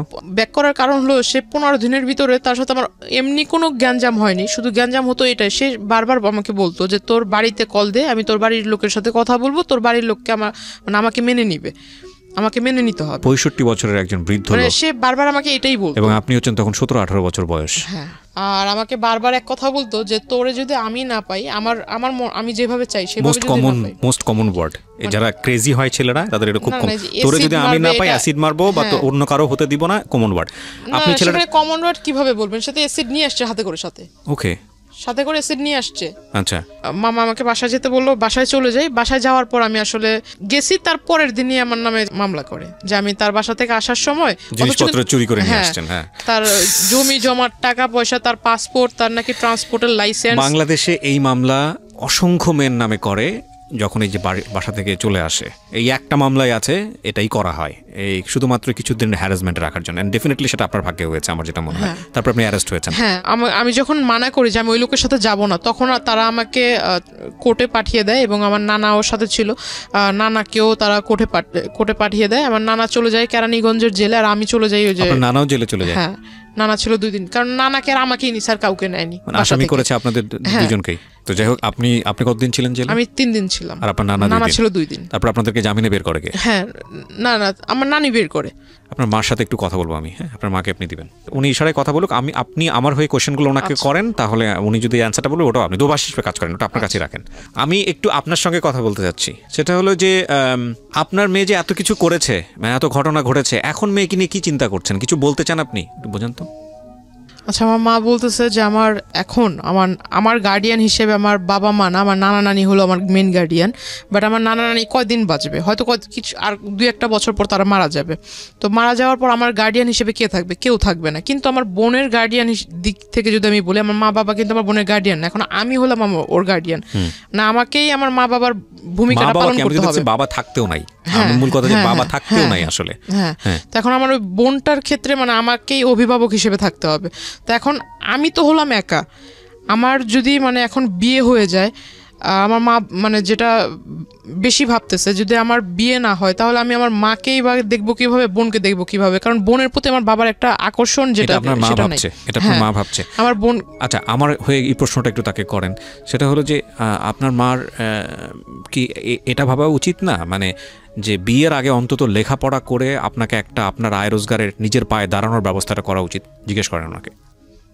আচ্ছা, উনি মূলত চিন্তা করতেছে আমার সেফটির কথা, আর আমার সাথে জড়িয়ে আছে আমার মা এবং আমার বোন। তো উনি ভাবছে যদি আমাকে মানে আমার যদি এখন বিয়ে হয়, বিয়ের পাশাপাশি আমি লেখাপড়া করব, আর আমার লেখাপড়া মানে আমি যখন লেখাপড়া করবো আর আমার যদি বিয়ে হয়, তাহলে আমার হাজব্যান্ড আমার মাকে এবং আমার মার ছেলে হিসেবে, ছেলে হয়ে আমার মাকেও দেখবে, আমার বোনকে ভাই হয়ে দেখবে। এটা ওনার ওপিনিয়ন, আমি রেসপেক্ট করি, যে কোনো ওপিনিয়নই হোক না কেন। এটা সফল বাবা মায়েরই একটা বড় চিন্তা তার মেয়েকে নিয়ে।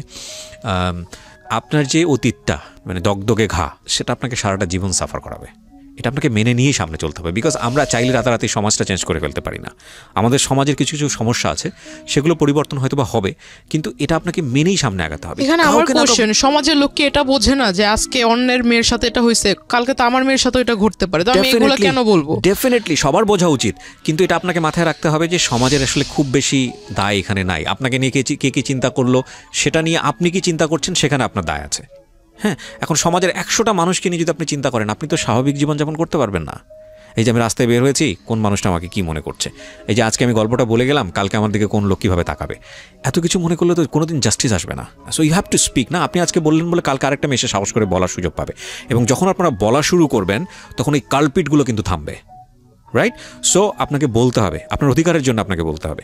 এবং আমি মনে করি আপনি আজকে বলেছেন, অসংখ্য মেয়ের মুখপত্র হয়ে বলেছেন, কারণ একটা মেয়ে আমাদের পরিবারে, আমাদের সমাজে, আমাদের বিভিন্ন জায়গা থেকে যে পরিমাণ নির্যাতনের শিকার হয় এটা আসলে ভয়ঙ্কর, এবং সেই জায়গাটা থেকে আমাদের সবারই সাপোর্ট করা উচিত তাদেরকে। যেটা আমি অনুষ্ঠানের শুরুতেই বলেছিলাম প্রিয় শ্রোতা, যে আমরা যে ব্যক্তিটি আজকে জান্নাতের এই জীবনের জন্য দায়ী, যার কথাটি এখানে বারবার এসছে, তাকে আমরা ফোনে এখানে কানেক্ট করছি, এবং আপনাদেরকে শুরুতেই বলেছি যে তার নাম পরিচয় আমরা এখানে ফ্ল্যাশ করব না। এই অনুষ্ঠানের প্রেক্ষাপটে কেউ যদি স্বেচ্ছায় এসে অন্যান্য কোনো মিডিয়াতে এসে বলে যে আমি সেই ব্যক্তিটি, সেটার দায় অনুষ্ঠানের না, কিন্তু আমরা আমাদের অনুষ্ঠানের প্রেক্ষাপটে নাম পরিচয় ফ্ল্যাশ না করি তাকে কানেক্ট করছি।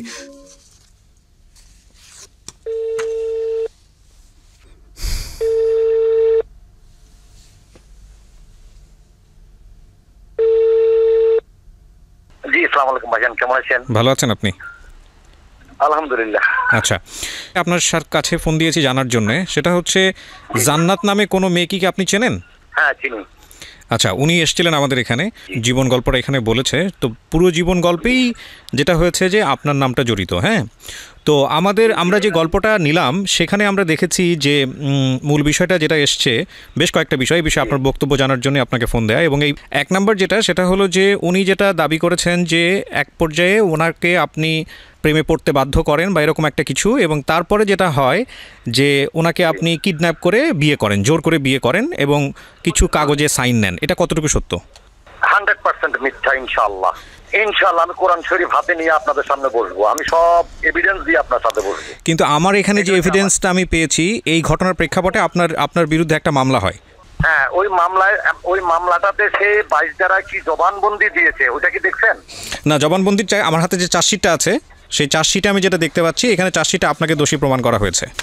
না, আমি এখনো দোষী প্রমাণনে মামলা প্রায় খালাসের পথে। সে তাকে যে অপহরণ করা হয়েছে, সে যে বলছে, এবং সে যে 22 ধারায় জবানবন্দি মাননীয় বিজ্ঞ আদালতে সম্মানিত ম্যাজিস্ট্রেট সাহেবের কাছে দিয়েছেন, ওই 22 ধারার কাগজটা তাকে দিতে বলেন। ওইখানে সেইটা প্রমাণ করে গেছে যে আমি তাকে কিডন্যাপ করি নাই। তারা তো শুধু তাদের কথাগুলোই বলছে, কিন্তু তারা মিথ্যা কথাগুলো বলছে। তো যেই জিনিসগুলো আমার হাতে এসছে প্রমাণের জায়গা থেকে, একটা হচ্ছে কিছু তদন্ত রিপোর্ট। প্রথম যে মামলাটা হয়েছিল উনি যে মামলাটা করেছিলেন, সেই মামলায় আমি যেটা দেখতে পাচ্ছি যে চার্জশিটটা দেওয়া হয়েছে, সেই চার্জশিটে স্পষ্টভাবেই বলা হয়েছে যে আপনি ওনাকে কিডন্যাপ করেছেন। এবং এর পরবর্তী বক্তব্য আপনি যেটা বলছেন যে 22 ধারা বা মামলা ডিসমিসের পথে আছে, এটা হচ্ছে আপনার বক্তব্য, তাই তো? হ্যাঁ, 22 ধারা সে বিজ্ঞ আদালতে যে জবানবন্দি দিয়েছে, ওই ধারাতে বলছে আমি তাকে অপহরণ করি না, সে স্বেচ্ছায় আমার সাথে গিয়েছে। আচ্ছা, এটা হচ্ছে এই প্রেক্ষাপটে আপনার বক্তব্য, কিন্তু আপনি কোর্টকে রেফার করছেন। 1 2 নম্বর সেটা হচ্ছে আপনার বিরুদ্ধে আরও একটি মামলা হয়। সেই মামলাটা হচ্ছে তার যে ছোট বোন, তার বয়স এখন তার ছোট বোনকে অপহরণ করেন আপনি, এবং তাকে পাওয়ার জন্য, তাকে করার জন্য, মানে জোর করে পাওয়ার জন্য। সেই সময় আপনার তার সাথে যে ফোনের কথোপকথন, সেই কথোপকথন লিখিত আকারে এখানে আছে। এবং আমি যেটা দেখতে পাচ্ছি, সেই মামলারও একটা চার্জশিট হয়েছে, সেই চার্জশিটে স্পষ্ট করে বলা হয়েছে যে আপনি অপহরণ করেছেন, আপনাকে অন স্পট ধরা হয়েছে, এবং আপনি এটার অপরাধী। কি বলার আছে এটার প্রেক্ষাপটে? এই প্রসঙ্গে তার মামা, তাদের স্থানীয় ইউনিয়ন পরিষদ চেয়ারম্যান একটা বৈঠক করে বিচার করে আমাদেরকে মীমাংসা করে দিয়েছেন। কেমন মীমাংসা করে দেওয়ার পরে তিনি 10 মাস 10 দিন পরে আবার আমার কাছে চলে আসতেন যে আমি সংসার করব। এই প্রতিমধ্যে তার মামা, তার নানি এবং তার তার নানা, তার মামি, তার মামা এবং সে প্রায় আমার সাথে যোগাযোগ করতো টেলিফোনে। আমি বললাম যে না, যেটা একেবারে শেষ হয়ে গেছে ওটা নিয়ে আমি আর মাথা কামাইতে রাজি না। যেটাতে বিচার হয়েছে সম্মানিত চেয়ারম্যান সাহেব, মাননীয় চেয়ারম্যান সাহেব বৈঠক করে এটা মিনিমাইজ করে দিয়েছেন, ওটাতে আমি আর যেতে রাজি নই। তখন সে বললে যে তুমি যদি আমাকে না নাও, আমি তো কলঙ্কিত হয়ে গেছি, আমার মা বাবা আমার বাবা, আমি নানার বাড়িতে থাকি, আমার কোনো পরিচয় নাই। এখন আমার নানি আমাকে প্রথম যে মামলাটা, ওই মামলাটাও সে জেলে ছিল, ওই মামলায় সেও জেলে ছিল 16 দিন, আমি ছিলাম 21 দিন। আমারটা যখন তার এইজ প্রমাণ করে দিল আমার বউ বা আমার ছেলেমেয়েরা বা আমার লোকজনে, তখন মাননীয় আদালত আমাকে জামিন দিয়েছে। এজাহারে তার মামা তার ওই ছোট বোনকে নিয়ে আমার কাছে এসে বললেন যে তুমি একে রাখো, জান্নাতকে বা আমার মাকে ফোন দাও, জান্নাত চলে আসবে। মেয়ের জ্বালায় আমরা অস্থির, মেয়ে হয়ে গেছে, মেয়ে চরিত্রহীন। আমি বললাম যে না মামা, এটা কি বলেন, আমার পক্ষে এটা সম্ভব নয়। এজাহারে তার মামার নাম ছিল, কিন্তু চার্জশিটে তার মামার নাম বাদ দিয়ে সেখানে আমার নাম দিয়েছে।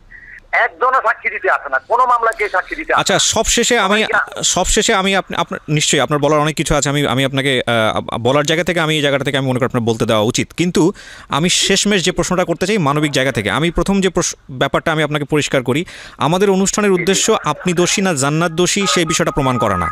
হ্যাঁ, আমাদের অনুষ্ঠানের উদ্দেশ্য হচ্ছে যে এই রকম একটা অসম প্রেম বা জান্নাত যে কথাগুলো বলেছে বা আপনি আপনার পক্ষ থেকে যে কথাগুলো বলেছেন, মূলত ক্ষতি দুইজনেরই হয়েছে, রাইট? আপনারও ক্ষতি হয়েছে, তারও ক্ষতি হয়েছে। সো এই ক্ষতির বিষয়টা মানুষ জেনে মানুষ যাতে সচেতন হয়। আপনাদের দুজনের কারো দিকে আঙুল তোলা আমাদের অনুষ্ঠানের উদ্দেশ্য না। অনুষ্ঠানের মূল জায়গাটা হচ্ছে মানুষকে সচেতন করা, এবং একই সাথে আপনাকে এটাও বলতে চাই যে আমাদের এই যে আমরা আপনাদের দুজনকে দেখিয়ে মানুষকে সচেতন করছি, আর যদি দোষী বা নির্দোষের ব্যাপারটা থাকে সেটা সম্পূর্ণ এখতিয়ার হচ্ছে কোর্টের। আমরা শুধু কিছু কাগজ পেয়েছি এবং আমরা মনে হয়েছে যে আপনার বক্তব্যটা জানা উচিত, সে অর্থে আপনার বক্তব্যটা জানলাম। এবার আমি আপনাকে কিছু প্রশ্ন করতে চাই। প্রথম কথা হচ্ছে আপনার বয়স, আমি যেটা দেখলাম কাগজে কলমে এখানে 50 বলা হয়েছে, তো হ্যাঁ, তো এই যে 50 বছর বয়স বা যাই বলি না কেন, এইরকম একটা বয়সে থেকে পূর্বে স্ত্রী থাকা অবস্থায়, বাচ্চা থাকা অবস্থায় এরকম একটা আন্ডার এজ মেয়ের সঙ্গে আপনার সম্পর্কে যাওয়ার প্রয়োজনটা কি ছিল? আপনি শুধু এই বিষয়টা বলেন। আমার কোনো প্রয়োজন ছিল না। তার নানি এবং তার নানি যখন যে মামলাটা বিনা দোষে আমাকে এবং তাকে জেলে দিয়েছিল প্রথম মামলাটা, এই মামলার পরিপ্রেক্ষিতে সে জামিন পেয়েছে, আমি জামিন পেয়েছি। জামিন পেয়ে আসার পর সে কার কাছে খবর পেলো আমার জামিন হয়েছে, সে আমাকে টেলিফোনে, আমার ফেসবুকে যাবতীয় টেলিফোন মানে করতে করতে আমাকে অস্থির বানায় ফেলছে যে আমি আপনার কাছে মাপ চাবো, দেখা করবো, এই করবো, সেই করবো, অনেক কথা। তখন আমি আমার বউকে জিজ্ঞাসা করলাম যে আমি কি যাবো? বলে তোমাকে এত মান সম্মান, তুমি একটা রাজনৈতিক নেতৃত্ব, তোমার জীবন ধ্বংস করে দিও, তুমি আবার তার সাথে কেন দেখা করবা? আমি বললাম না যাই, নো প্রবলেম, অসুবিধা নাই, তুমি কোনো নোটটা চিন্তা করো না, আমার কোনো ওই ধরনের টেন্ডেন্সি নেই। আমি তাকে মেয়ের মতোই জানতাম ভাই, বুঝছেন?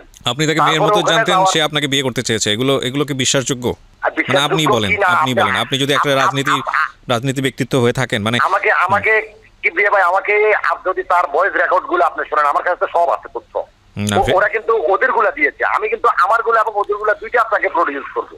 আমার লক্ষ লক্ষ টাকা নিয়েছে, তারা জেলও ছিল, তাদের বিরুদ্ধে আমি মামলা করছি, তাদেরকে আমি জেলও খাটাইছি। কিন্তু তার ভয়েস রেকর্ড গুলা, তার চ্যাটিং গুলা, তার ভিডিও সিডি গুলা যদি আপনি দেখেন, তাহলে আমি তাকে দোষী করি না, কিন্তু তার সম্পূর্ণ দোষ হচ্ছে তার নানি। ডেফিনেটলি। সো এই হচ্ছে জান্নাতের জীবন গল্প।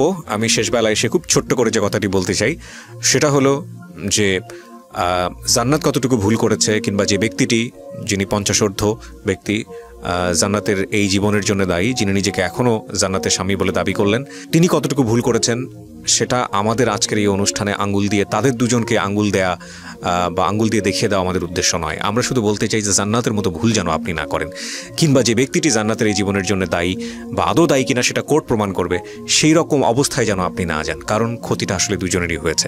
তো সেই জায়গাটা থেকে সচেতন হওয়াটা খুবই জরুরি। অনেক ভালো থাকবেন। আজকের মতো শুভরাত্রি।